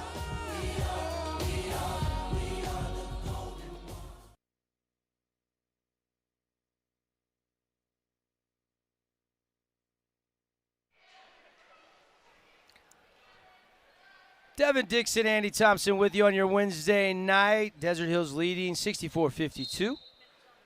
Thanks for watching. Thanks for listening. And Cedar basketball to start the fourth quarter. Savage, Santana, Munson, Garrett, and Harrison on the court for Coach Esplin. They go right to work down low. Santana and a whistle and a foul on Mason Landick. That's his first personal foul of the game. What did he do there? Did he just bow into him? Yeah, I think his right arm came down a little bit. That's a tough call. I mean, what did he lower it 2 inches, 3 inches there, just enough to catch the eye of the official. Santana buries the first free throw. One more for Zab. He got it. 17 for Santana in this game, and it's a 10-point lead for the Thunder, 64-54. Holmes, Newby, Vandermeide, Olsen, and Landick on the court right now to start the fourth quarter. So this is the first time we've seen this combination and the first time Olsen's gotten to the game. Landick, spin move, hangs, can't hit this time, wants the foul, he's not getting the call. Santana over to the right wing to Garrett, whip pass up to Munson. 7:12 on the Nets on Fire clock in the fourth quarter, and Munson hangs and hits, and they call Olsen with the foul. Big shot by Munson. He has been a huge asset tonight for Cedar when they're down a couple guys. And that was a situation where if you just go straight up, you give up the 2, but when he follows through trying to block it, he kind of high-fived him. And yes, that's a foul. Good call there. And one is good. The old-fashioned three-point play. And Munson is now into double digits. He's got 11. Oh, and a steal by Gage Savage. Take it right out of the hand of Reggie Newby, who was trying to bounce pass it to Keegan Munson. 7-point game. Big possession here, AT. Savage, spin move, pump fake, nothing there. Good defense by Newby. Back to Santana. Good decision by Savage to kick that one back out. Santana gonna hoist and hit a team D3 for Zab. Wow. I love watching Santana after he makes a big shot. He's a fiery player. Great job by Cedar to close the gap with Dallin Grant on the bench. And he's now tied for a game high. Zab has 21 for Cedar. Landick has 21 for the Thunder. The sophomore freshman team behind the Reds bench, they don't have fans are making some noise, but there's a 3 by Reggie Newby, and that'll get the Thunder fans going a little bit here in the Thunderdome. A hoist pull up from deep. Reggie Newby extends it again. Big Score dessert is in effect. Compliments of Holbrook Asphalt. The leaders, HA5, they work with a lot of communities, HOAs. Newby spotting up the Team D3. And that means if you're watching, if you're listening, you can head tonight until closing time to the St. George Yogurtland and say, hey, Cedar and Desert Hills went over 55 points. At checkout, they're going to give you 5 ounces free yogurt, which about covers the whole thing, even if you load it up with all Andy's favorite toppings like the cheesecake crumbles and the pink and white sprinkles and the cheesecake cubes. What else do you like to throw on your yogurt at Yogurtland? Oh, man, everything. Everything they've got, I just throw it all on. 67-60 Desert Hills. This has been a game in which Desert Hills has had kind of a 7 to 11-point cushion most of the night. But Cedar just won't go away, and they are down 7 with the ball. Here we go. 6:08 left on the Nets on Fire clock. Up at the Be More Sports Complex, you'll find the great basketball facility, Nets on Fire, individual training, instruction, and more. Go to netsonfire.org. There's Gage Savage with the bucket. It's down to a 5-point game. He's got 14 tonight. Both these teams are shooting unbelievable from the field goal, percentage-wise.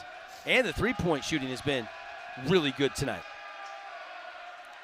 Newby triple threat, still has his dribble. Instead, it's kicked by Savage, and Desert Hills will retain possession.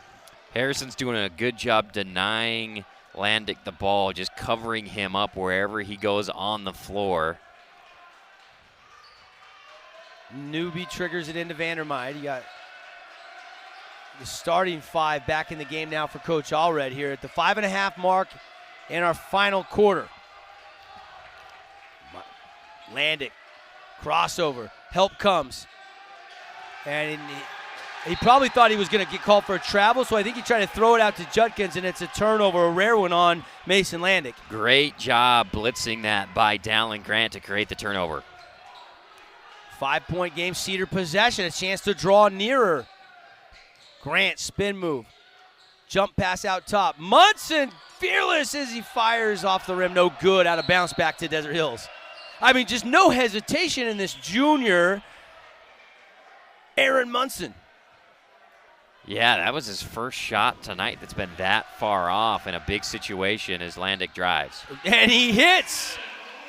Little runner off the back iron, and down it goes. He's got 23. 4:50 to go. Lead is back to 7. 69-62, Desert Hills leads. Munson has a blocked and saved by Keegan Munson. And they get it to Justin Judkins, and they jump ball it. Ball it. That's a quick jump ball call, or did he get there long enough? Official says he did. Amazing. Munson goes sky high and then flings it back. Great agility by the big fella. Alternate possession, so Desert Hills will keep it, but the next one Cedar will get. So that's a big call. Landick crossover on Harrison. It's number four matched up together. Landick, hard dribble to Vandermeide, back to Reg. Newbie out top. And they're going to call a hand check on Gage Savage for proceeding Newbie's dribble drive out top.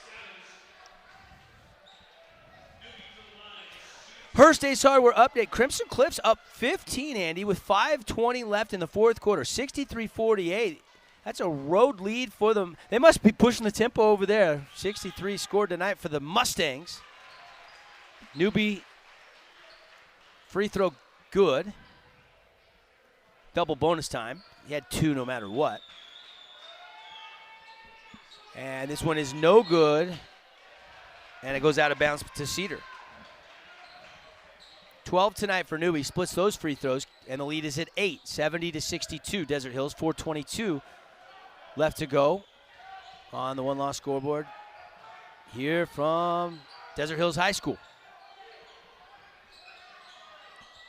Cedar can still be patient, look for a good shot. And Vandermeide's having a conversation about that foul that they called on him. Not sure, we couldn't catch that on the replay for our television audience. And back to live action, Cedar basketball. Grant to Santana. Santana gonna go right down the lane over Newbie. And a whistle and a foul. Good defense by Newbie up until the very last moment as Santana and Landick are hand fighting for some reason.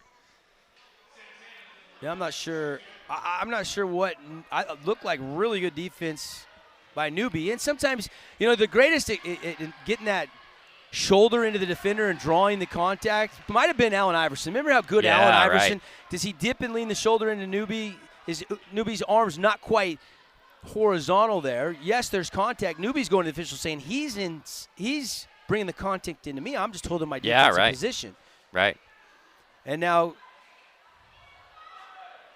I don't know if they're warning Santana about something before they give him the free throw. That was an interesting exchange. I think he was saying, hey, this stuff with Landick, just cut it off now. And no more touchy. Zab hits the free throw. Did he make the first? Yeah. So both good. He's now tied game high 23 with Mason Landick. These two are going back and forth. Maybe that's why they're talking. They've both been sensational tonight. Got to get that board. Landick's going to pump fake and then rise and shoot the three. Missed it. Rebound, Keegan Munson. 70-64. Desert Hills second chance points. Landick goes all the way into the lane. Missed it. Munson grabs a rebound and lost it out of bounds. Wow. Desert Hills got 3 offensive rebounds that possession and couldn't convert. It's interesting. The only thing I'm going to say, not to be critical whatsoever, but it's been very. Some are called, some are not called. There's been a lot of contact both ways tonight. It's been probably hard to adjust as a player what's a foul and what's not a foul, in my opinion. 70-64, 3:22 to go. Good one here, Bruin. Desert Hills up by 6. Harrison 3, got it! Ty Harrison from downtown. You could tell as soon as he caught that, just the way he threw it up, it was totally in rhythm. It was going down as Judkins gets one. Misses it. Yeah, but rebound Newbie. Landick now. Threw his legs out top, wanted to shoot, but he thought, let's run a little clock. Desert Hill still has the lead by 3. Landon gets to the lane, and a good decision. Oh, my goodness. A good decision by Mason Landon. Yeah, I mean, he just puts on a yo-yo show there with the ball for 15 seconds, then goes right to the rim for an easy deuce. 25 for Landick tonight, 72-67. Of course, Landick signed to Eastern Washington University. Missed by Santana. Offensive rebound, Ty Harrison. Harrison whip pass out to Munson. Now they go to Harrison. He's hit 2 threes in the second half and a whistle and a foul.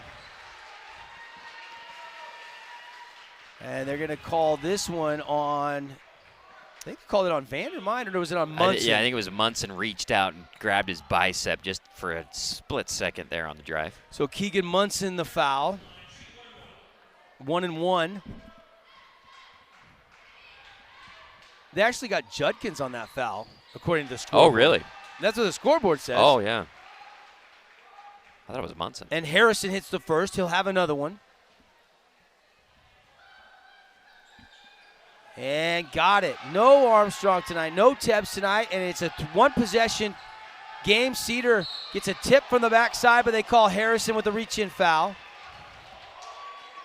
That's what I'm saying by inconsistent. I'm not saying that's not a foul, but you're getting guys attacking at the rim that are going not called, and then you're calling the reach around from the backside. Did he hit his arm there, Andy? Yes, he did. I think that was the right call. Maybe got him on the elbow. Yeah. Desert Hills will take it. And Judkins connects from the free throw line. You know, Judkins had 9 in the first half. That is just his 3rd point as he hits that free throw in the second half. He's got 12. He'll be looking for 13 tonight. Great intensity, well-played game. Very physical, tough to officiate tonight. And that one's good for Justin Judkins. Give him 13. Solid performance from Juddy. Back to a 5-point lead. Santana. Grant, catch and shoot, triple. Bingo! Dallin Grant in a big old fist pump. And he was way out to create some space for himself. Great job by Santana giving it up as Gage Savage tears it away. And Savage is going to steal it and score it, and we are tied at 74. How about that? This Cedar team, I said it earlier in the second half, they are not going to go away. They are all fired up. Timeout taken by Coach Allred. Wow, what a play by Savage. 74. Stay with us, folks, on your Region 9 Radio Network.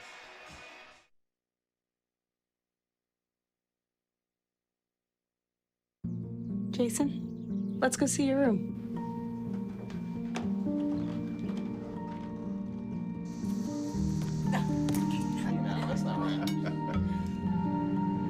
How was it? Is it good?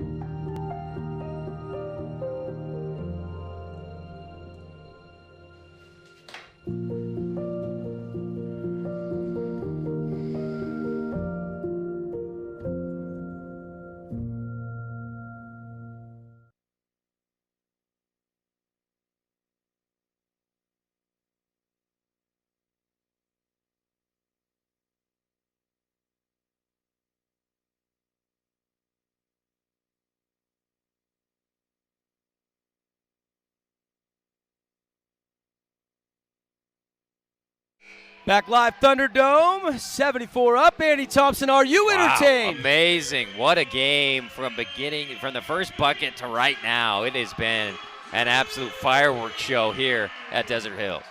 Yeah, no question. 22 for Santana tonight, 25 for Landick to lead their respective teams, and multiple players have had brilliant performances. Somebody's going to leave with a hard-fought victory tonight. Landick on the top, near the corner at half court, working on Garrett. Landick's going to get past Garrett, lay it up and in. Amazing. Give him 27 on another beautiful dribble drive and a finish. Dallin Grant to the free throw line. Leaves it to Garrett. 1:12 to go. Desert Hills by 2, 76-74. Grant, pass it inside. Great catch. Savage puts it home. Amazing pass. I mean, he threw that in traffic. There were 3 guys that could have knocked it away. Savage rolls it in, tie it up again. Timeout on the court. Taken by Cedar, and it's a full timeout. And we'll keep it right here with just 1:05 left to go. Tied, deadlocked, haven't settled anything tonight. This is what I always like to say, expect the unexpected. Cedar doesn't have Tebbs, doesn't have Armstrong. Desert Hills is playing without Peyton Holmes, and yet these teams are so loaded, they're just deadlocked in a terrific basketball game. And Desert Hills is probably going to go 4 corners again and try to rely on Landick to pick his spot on when to drive with the floor so spread out. Cedar's got to figure out a way to help in the middle without helping too far off a guy like Reggie Newby or Judkins. Tough position to be in with a tie game. They have so many options offensively when Landick drives. He's finished a lot tonight, but they've got so many shooters waiting to catch and throw it up there. So Cedar's got to have their best defensive possession right here. 70-61 across town at the Jungle. Crimson leads by 9, under 2 minutes to go at Snow Canyon. We'll keep you posted on that one. Here, 1:05 left on our Nets on Fire clock. On the one-loss scoreboard, it's all tied up, 76-76. Inbound stolen by Garrett. Wow. They get it to Harrison. Savage thought about the 3. Now they can hold for 1 if they want to. That is a huge mistake. How does that happen? Garrett just stole it right away from the inbounds pass that was intended for Mason Landick. And now Cedar could go for the win here if they so choose, if they're careful with the basketball. They'll start things in motion with 37 seconds. They want to certainly leave some clock. You do not want Desert Hills to get a look. You want the final shot of this game. No shot clock in the state of Utah at the high school level. Oh, and a pass, and it's kicked. Oh, man. And then Vandermeide collides with Harrison. If I'm Esplin, I let the clock go down and then call a timeout and get everything sorted out. They're 2 out of sync right now. They're going to take Munson off the court right now. That's 4 fouls on. Does Munson have 4? Is that why they took him off? Now they say Cedar inbound the ball. They put it down and start the clock. Now he's got to hurry and get it in, and he does just in time. Good inbounds pass out to Harrison from Gage Savage. Now Harrison's going to drive skip. Munson thought about the 3. Santana could have shot it 2. They're clearly listening to coach. Wide open. Yeah. The coach says hold for 1, though. And now Esplin's going to take a timeout. 8.6 to go. This is the strategy. This is smart. Yeah, good call to regroup at 9 seconds, but you might not get a better shot than that in the next 9 seconds. But you cannot lose in regulation if you hold for the last shot. And that's what Coach Esplin's thinking. But you're right. But your better chance to win is to win in regulation against Desert Hills at home. Go for the shot. I mean, you're wide open. You're going to get a tough shot now out of the timeout. And then Desert Hills got 5 more minutes to beat you. Tied up, 76-76. Coming up, we're going to pick our Dad's Trucking player of the game. Dad's Trucking, running strong since 1988, your quality service carrier. Don't forget to fuel up, grab a snack at their Ernie's 2 Sinclair stations. Best chicken strips. Amazing. In the West. Absolutely. Also, get to the Johnson Pediatric Dentistry postgame show. We'll give you a nice, long postgame show. Try to get you, final scores from around all the region games. I haven't seen a score on Dixie Pineview yet tonight, have you? Me neither. To check on that. Here, all our focus has been here because this has been, I think Desert Hills' largest lead was 13. I think Cedar's largest lead early was 3. And we are tied at 76 with 8.6 seconds left to go in regulation. Santana the inbound. He'll give it up, he'll get it back. Santana with 4, with 3. Gonna take it with 2. He left it short, and it's going to OT. And Grant probably went over the back. There might have been a bonus, but they're not going to call that in that situation. And Vandermeide is like, he's going over my back. And Now he's going to join the bench. We'll take the break. OT. When we come back, a little bonus ball on a Wednesday night. Region 9 style, 76-76. Stay with us. Buckle up, Region 9 football fans. I'm Craig Bowerjack. Holbrook Asphalt has agreed to buy fans a Holbrook Asphalt Big Score dessert at Yogurtland right after the game when your team scores 25 points or more. And I'll see you there. I take the road less traveled, run free, unwind, unravel, someplace outside with lots to do. Green trees, red rocks, and don't forget that blue sky. The sunshine shining, sunshine pouring on me. Think I might just stay a while. Say hooray all day because the sun is gonna shine on me. Sun is gonna shine on me. Sun's gonna shine on me.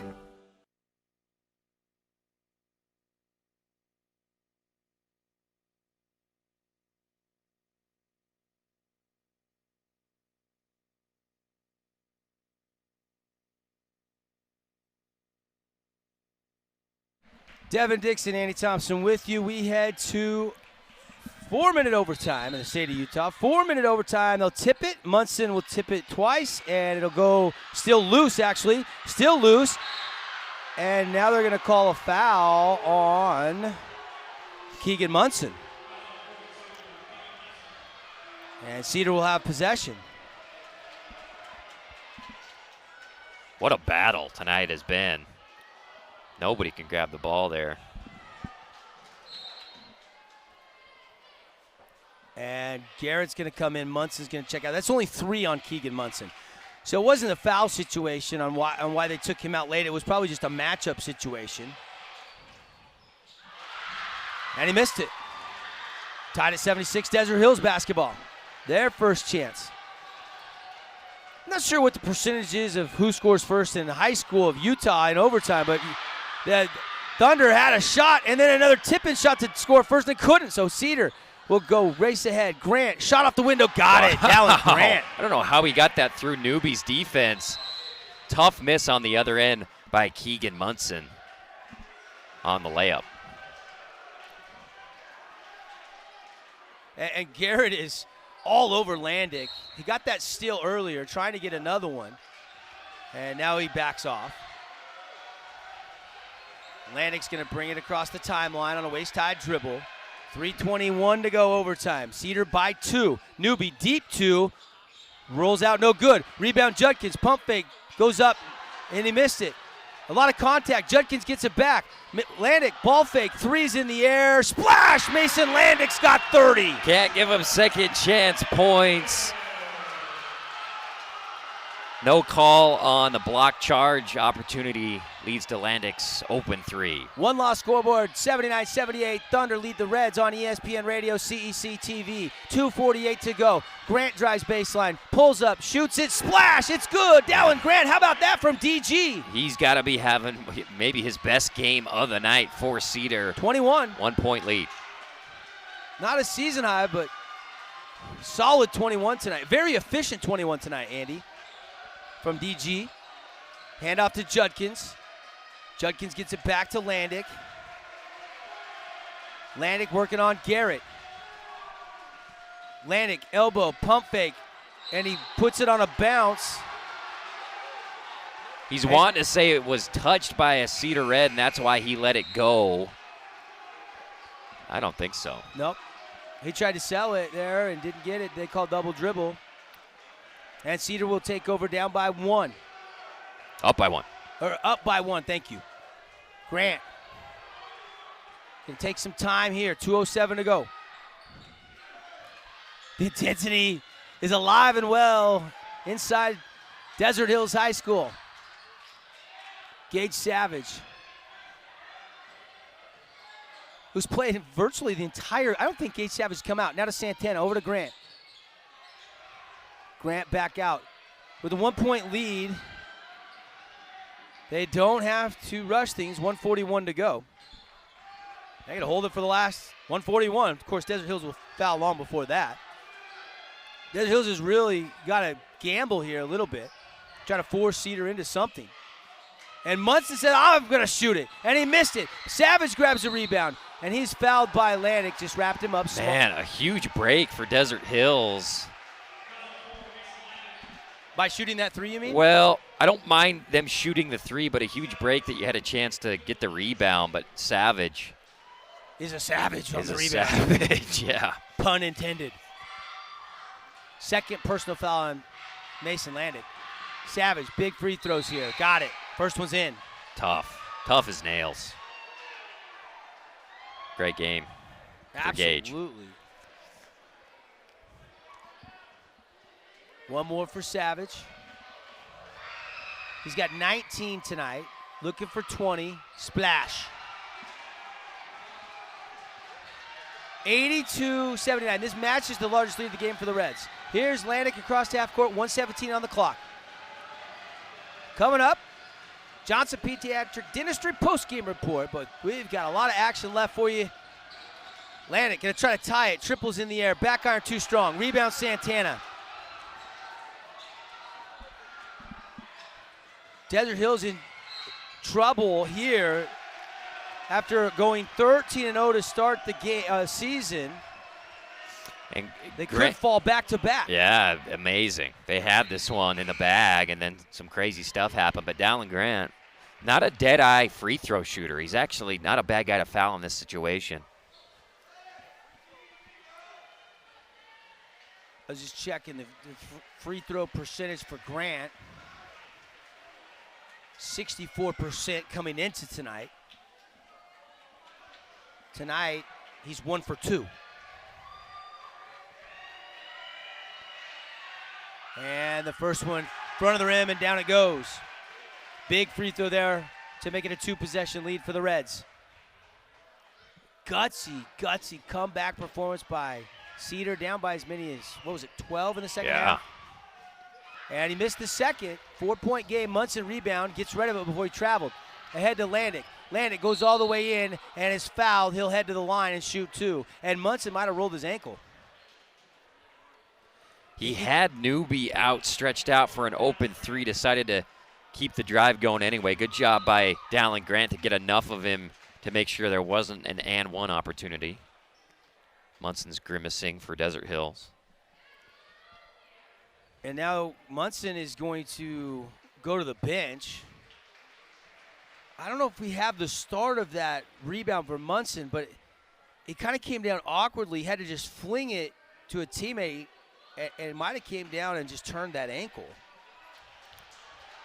They've already got one player out due to a rolled ankle, and that's Peyton Holmes, their senior star guard. That's 5 on Grant. He's done. So Grant will have to sit for the last 51 seconds.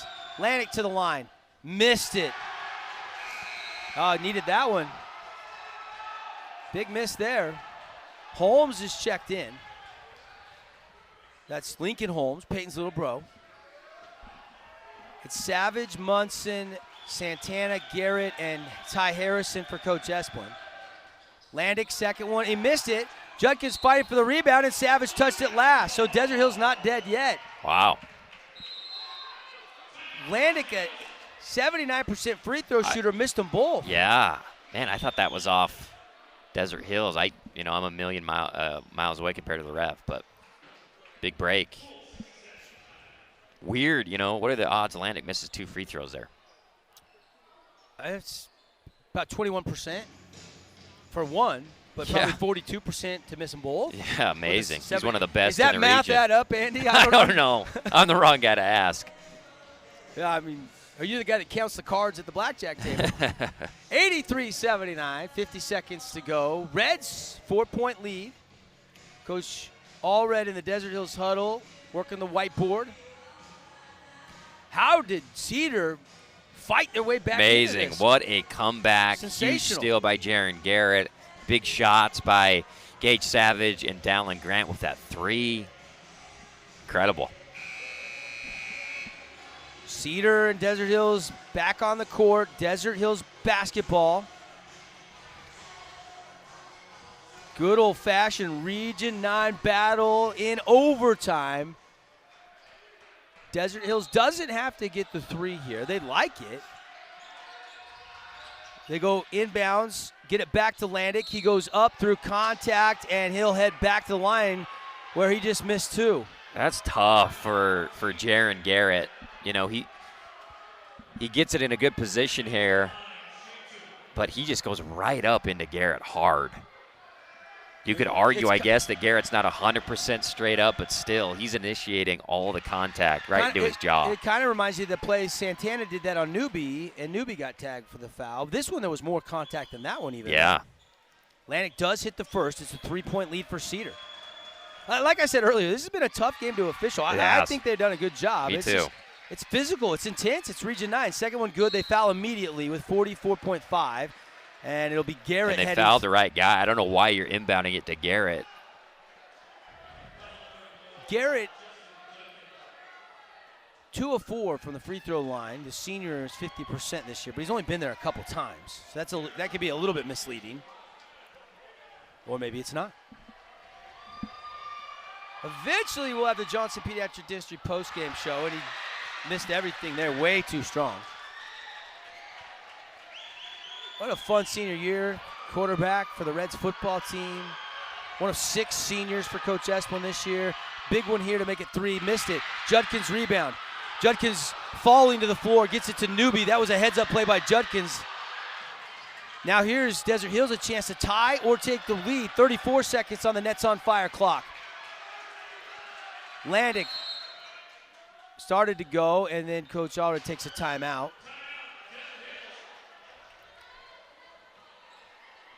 We'll keep it right here. Don't want to miss a thing. They haven't signaled if it's a 30 or a 60 yet anyway. Now they're going to stretch it to a full. Let's make it a 30-second timeout. We'll come back. We'll catch our breath. 83-81. Don't touch that dial. Reds up by 2. Desert Hills ball when we come back. Spending time outdoors has never felt more valuable. Whether it's exploring nature or relaxing in your yard, let's do it responsibly. Before going out, check for closures and fire restrictions. Practice social distancing, even when outside and on the trail. Back at home, if burning yard debris, keep your pile small. And no matter where you are, be sure to properly extinguish any outdoor fire. Drown, stir, drown, feel. We're all in this together. Help keep our safe places safe.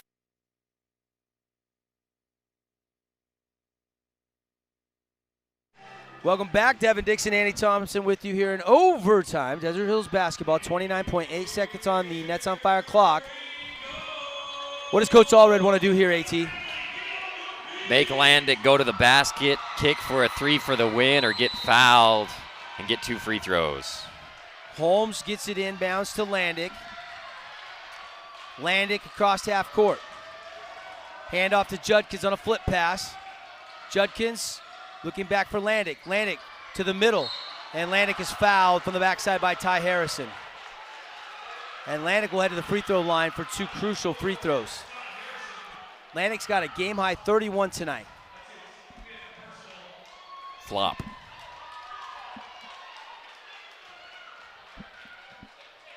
Landick to the line.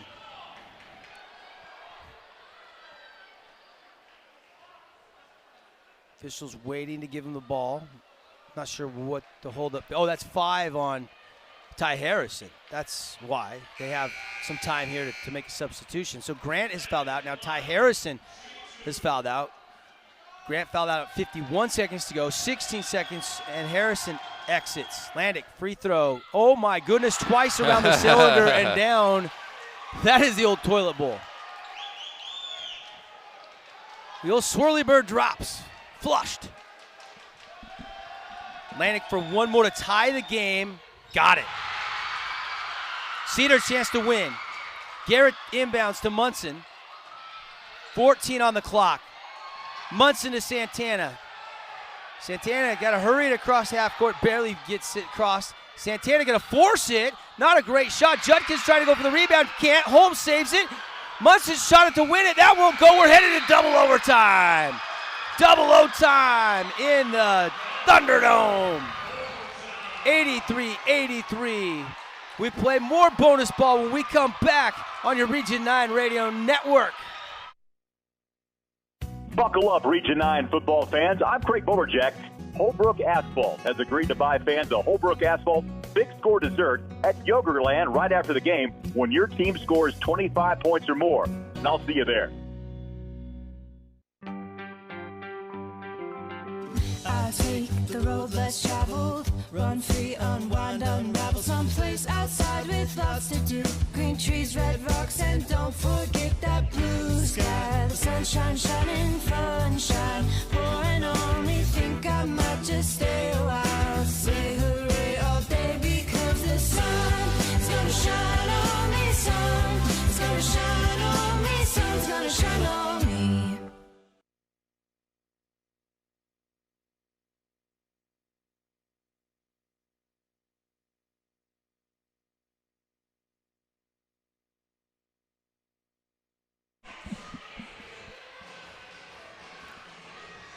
Wednesday night, Sullivan Homes brings you high school basketball. This was our game of the night for obvious reasons. These two teams have played to an 83-83 tie.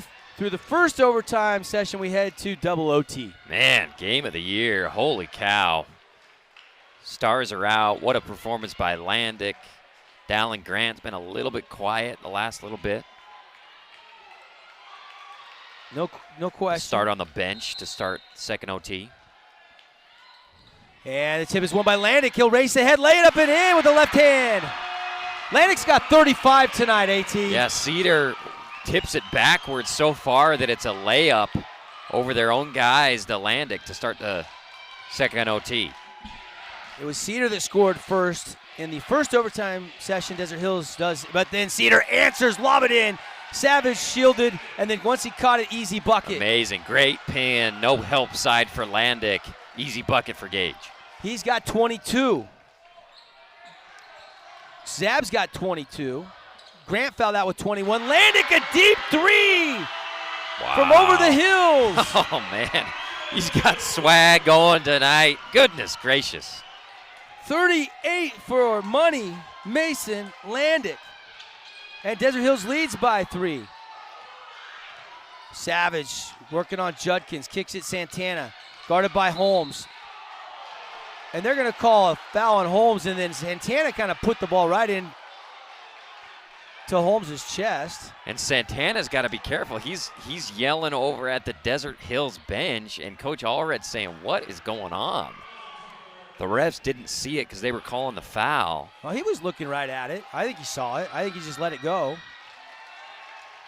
And instead, he's taking the opportunity to instruct Holmes on what he saw and why he called the foul on him, which I like. I like it when officials interact with the players.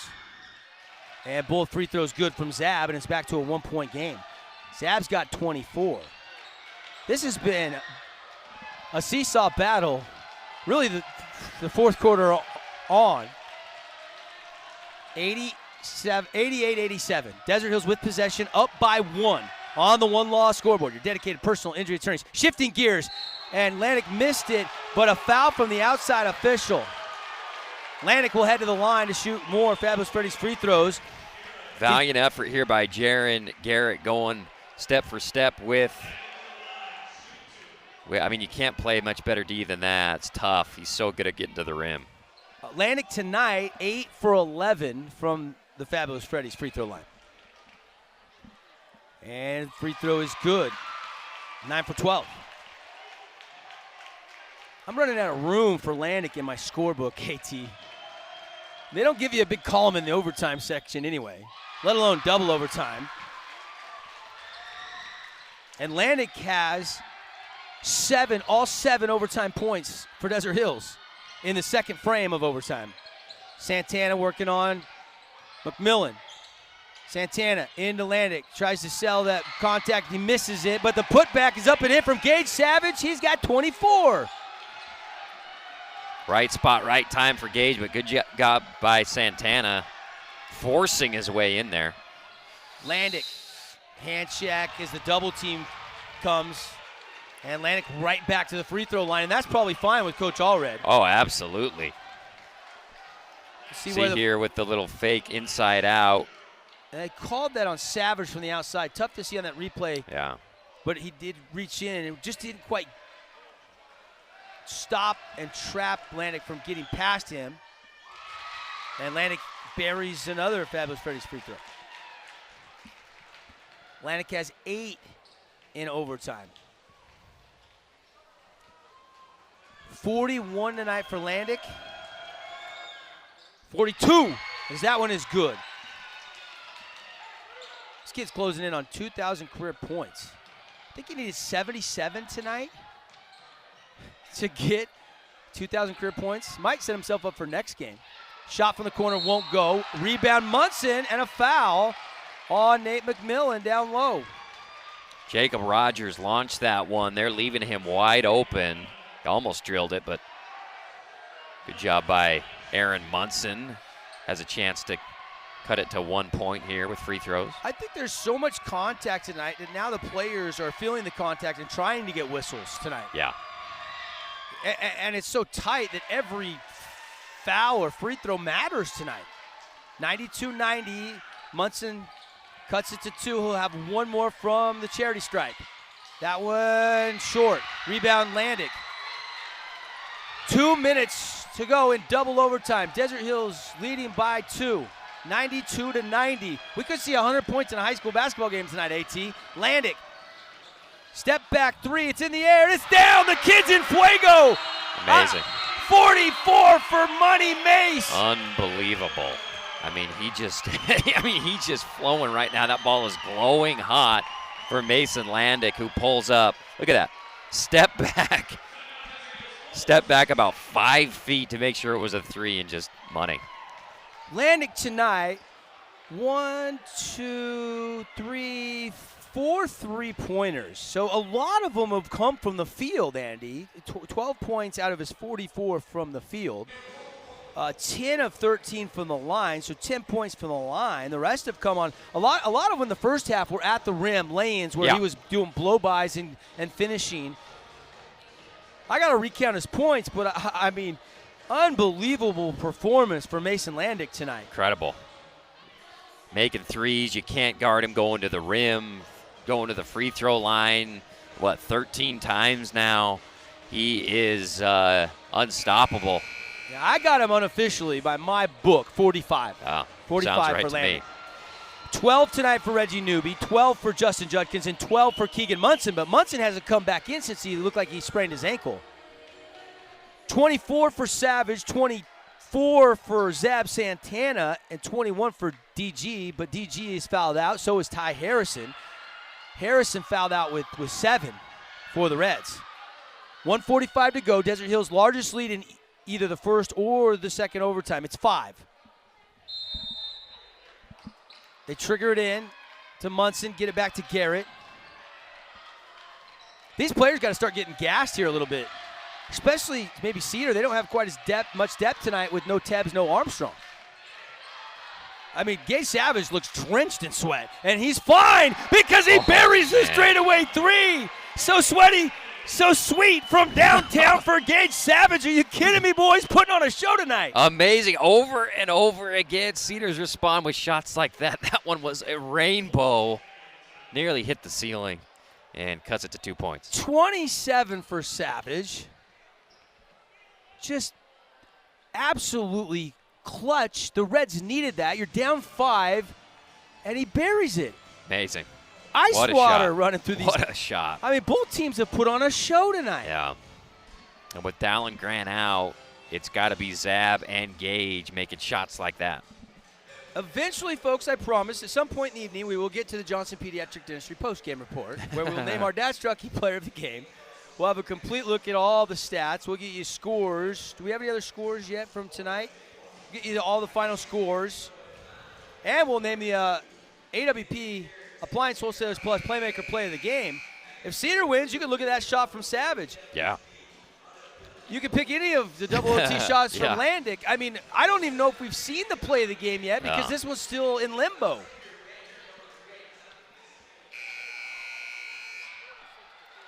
$95, $93. Hang on tight for a photo finish from the Thunderdome. Desert Hills basketball leading by 2. Newby Lincoln Holmes, Mason Landick, Justin Judkins, and McMillan on the court for Coach Chris Allred. Esplin has got Garrett, Savage, Munson, Santana, and then Rogers. Nathan Rogers, just a sophomore out there. Or no, Jacob Rogers, he's the senior. Sorry, I looked at his brother. I'm assuming it's his brother. 1:07 to go. Desert Hills working on the clock a little bit out top with a little high guard action. They reach, Judkins beats it. Judkins leaves it. Pump fake, and McMillan, beautiful pump fake, easy bucket. Yeah, another great feed and great patience by McMillan. Santana feels like he wants a three here. Nothing available. Rogers, he's going to catch it, shoot, corner three, and down it goes! Rogers cuts the lead to one. They've been leaving him wide open. He made him pay there. And Garrett called for the foul in the open court, and that's a mistake. You don't want to foul Landick with 37 seconds left in the open court. Let's see what happened there. He just kind of bumped into him. A little bit and then drew the whistle. And Landick now can convert from the line and got it. It took a look like it was going to pop out, and down it goes. Landick's got 46, AT. This would make it a three-point lead. Got that one, give him 47 tonight. I don't know what his career high is because I know it's his season high in points. I don't know if he had more back in Washington, but Savage answers. Goes for a quick two. I mean, he was determined to get to the free throw line, put that one up, cut it to one. Now they call a timeout, have a chance to deny the inbound, maybe get another turnover like they did in regulation. Stop, pop. I mean, Judkins is there contesting, and Savage just knocks it down. 30-second timeout, and we'll come back for the finish here. 99-98 in double OT. Desert Hills leads by 1. 1, 2, 3, 4. 0.52 kilograms. This graph is square. Pretty close. Artemisia is all the sage brushes, but there's your needle and thread. Which one is this? Come down. Turn, please. Ready? Sodium carbonate.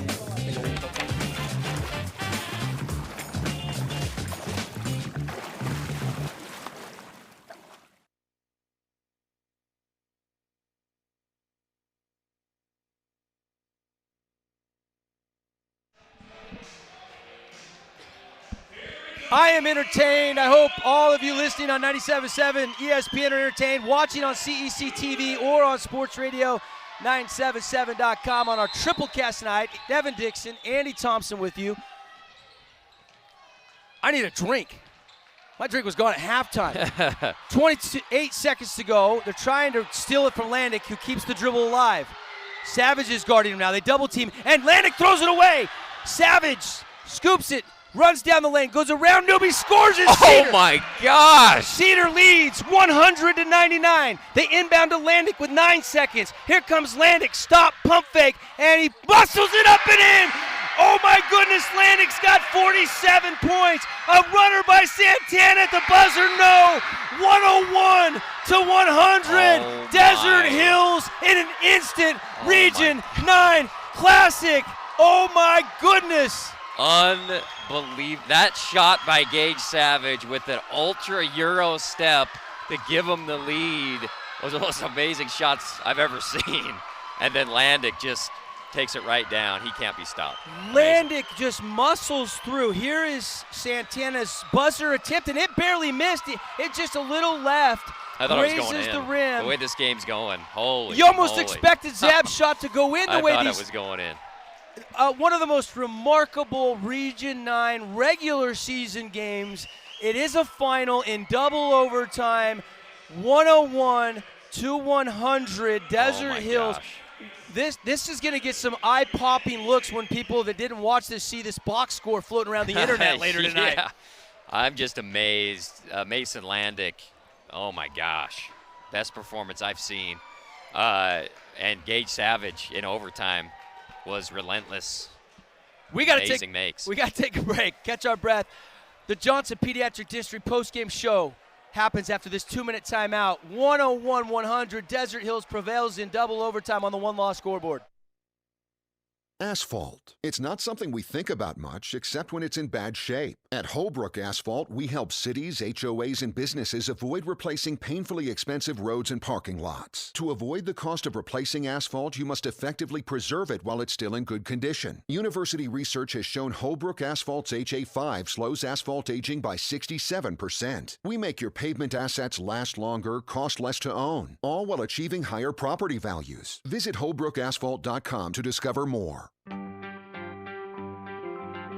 I take the road less traveled, run free, unwind, unravel someplace outside with lots to do.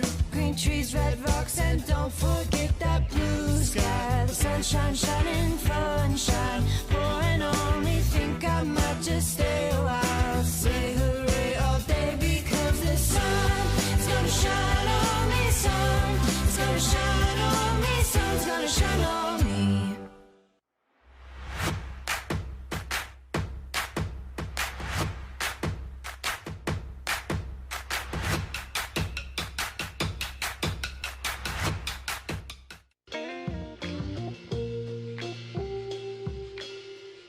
After you joined our family, it was like, I really do feel complete now.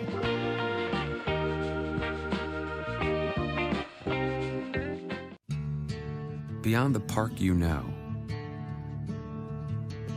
exists a world you don't. A world that is greater. Greater than just one passion. Greater than just one adventure. Greater than just one moment. Come to where life is greater. Come to Greater Zion.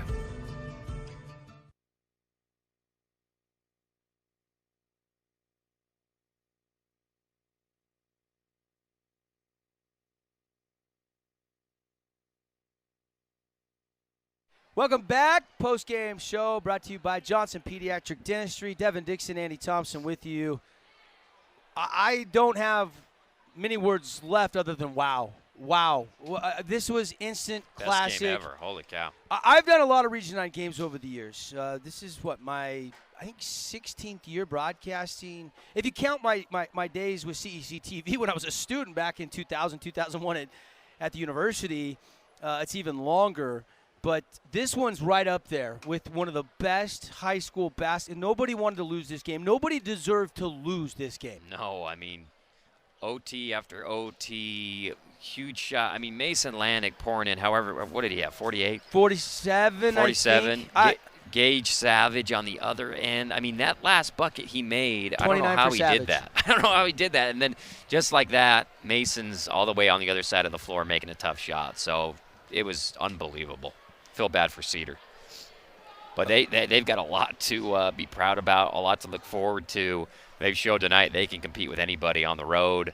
And even without a couple of their better players, they gave D-Hills all they could handle. We are going to break down this one. Lots to talk about. We got to get to some awards. But first, for our CEC TV audience and our web audience on our website, sportsradio977.com. Let's check the second half highlights. There were a lot of them. As we do so, we'll try to decipher, who the top plays were. Try to get you some final stats. This one was wild. Cedar just came out, and you could tell from the third quarter, Coach Esmond really challenged them. Shorthanded tonight. No Luke Armstrong. No Trayton Tebbs. And they proved they were not going to go away. That was a big and one from Munson, who hopefully is okay. He left this game and did not return. Yeah, right. Yeah, did not look good. Dallin Grant with one of his threes. He had a few of those tonight for Cedar. Judkins was so good. Most of his best plays were facilitating, making passes. Santana was so tough going up against people in traffic, making those jump shots. My book, which obviously I had Santana for 24. I felt like he had more than that, though. I need to double-check the stats. I haven't had a chance to double-check the stats. At the bench. It's been unbelievable.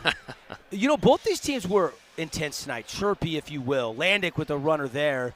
Mason had 47, season high. I don't know if it's his career high because I haven't studied his stats from back in Washington State before he moved to St. George. Santana, Grant, deep three. Grant ended up fouling out with 21 tonight. He had a fist pump there. That was a silly good play there. That was maybe the biggest play to get it to overtime, that steal and finish by Savage, and then more Savage down the stretch. He ended the night with 29 points. That was a big shot against Newbie by Dallin Grant. The ball fake to clear some space, and that was a big corner three by Landick. I need to add up Landick's overtime points.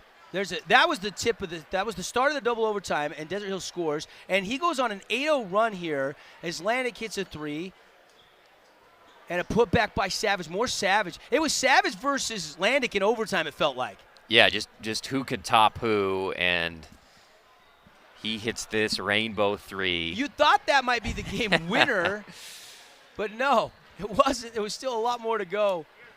Unbelievable. Back and forth. I felt like both these teams shot 75%. There needs to be a 30 field. for 30 about this, 30 for 30 documentary about just this game. I mean, there was so much that happened. It's called the Region 9 Rush. Well, yeah, right. Look at this play. Oh. Oh, my gosh. Gage Savage with the silly little Euro step crossover. And then the game winner, chicken dinner for Mason Landick. He muscled that one through. And then Santana nearly won it back at the horn. Good if it goes. Grazes off short left.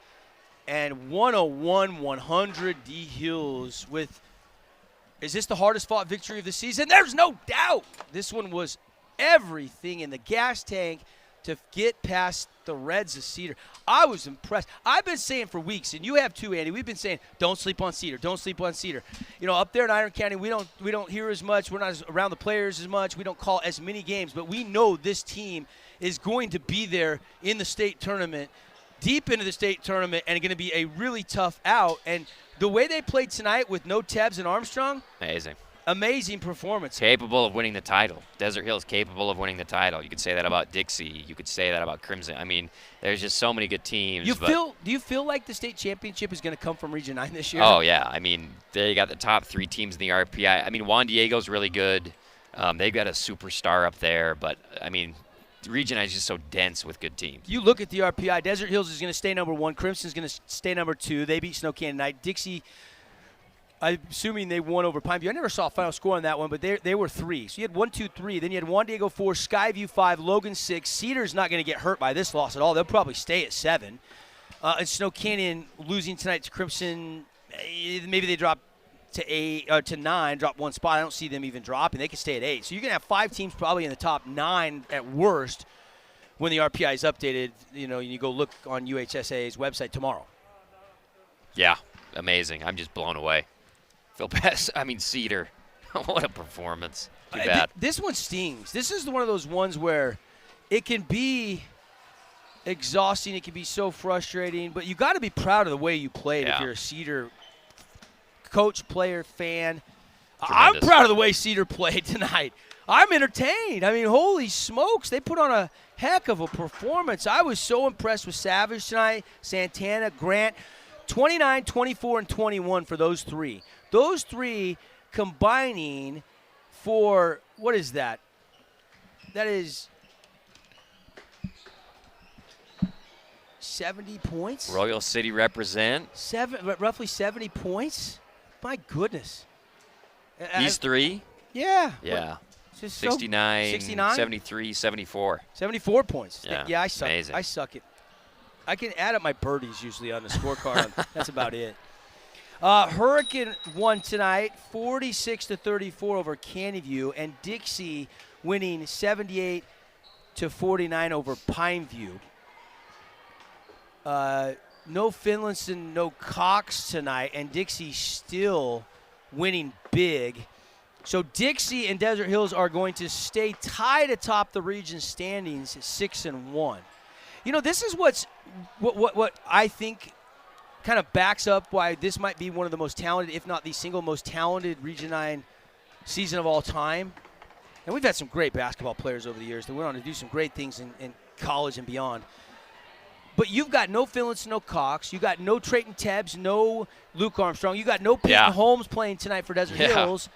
And these teams are still just, I mean, the depth in Region 9, especially with the top 5 teams, is just ridiculously good, Andy. It's amazing.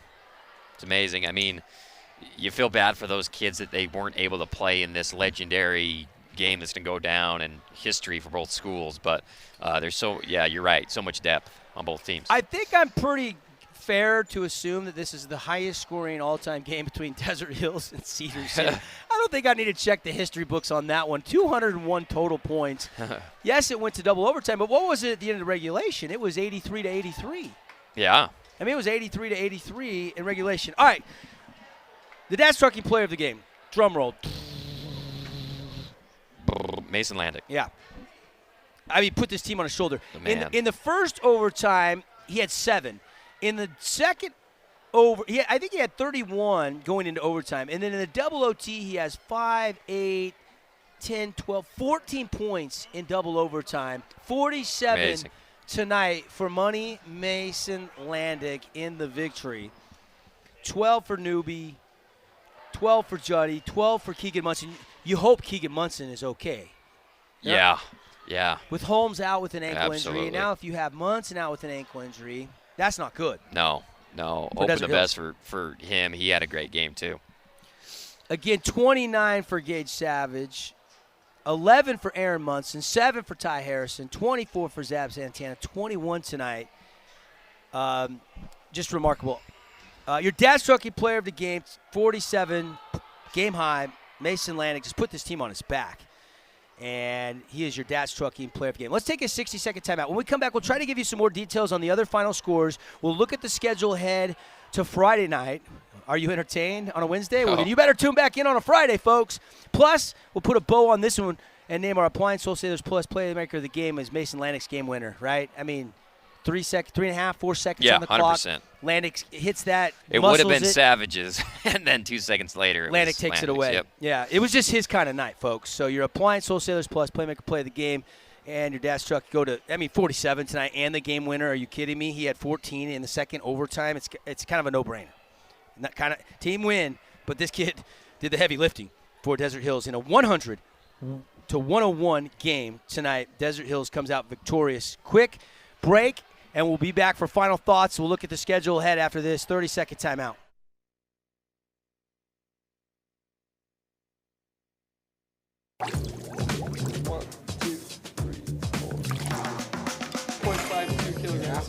This graph is square. Pretty close. Artemisia is all the sagebrush, but there's your needle and thread. Which one is this? Come down. Turn, please, right? Sodium carbonate.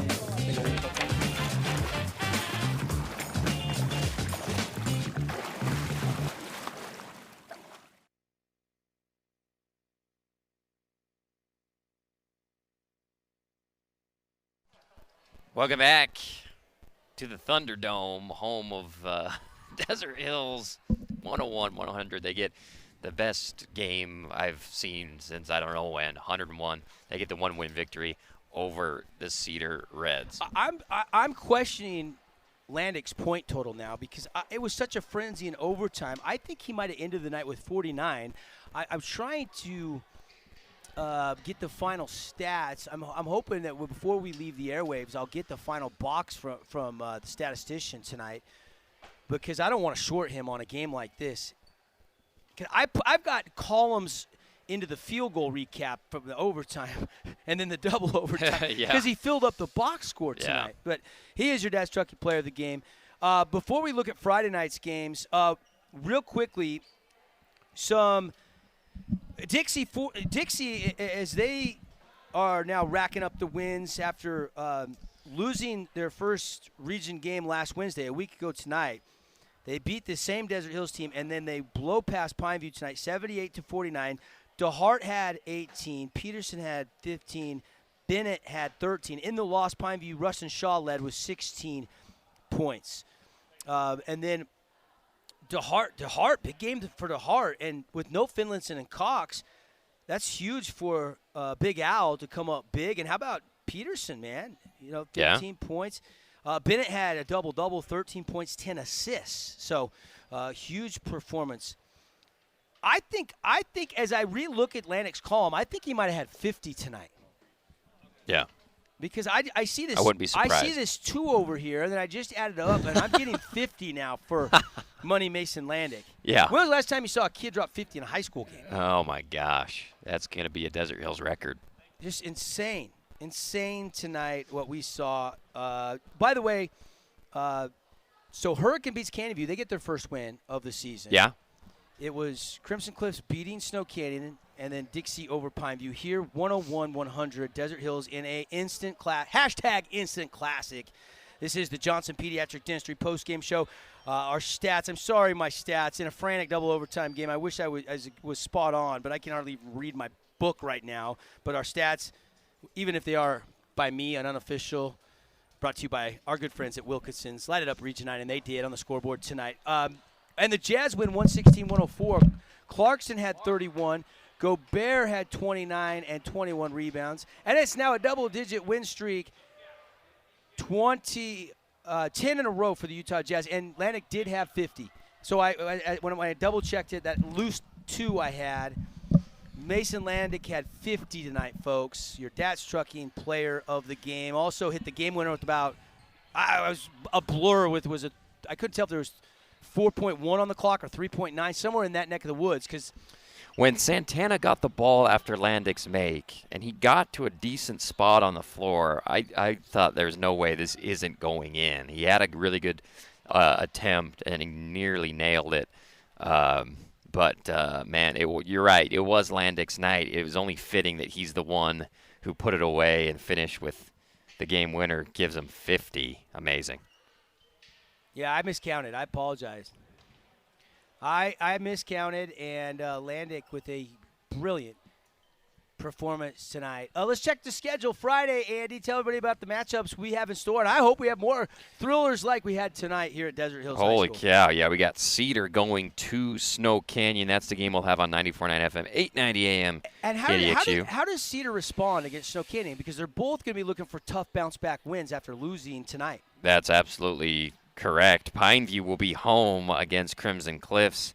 Dixie will be home against Hurricane. And Canyon View will come here to Desert Hills.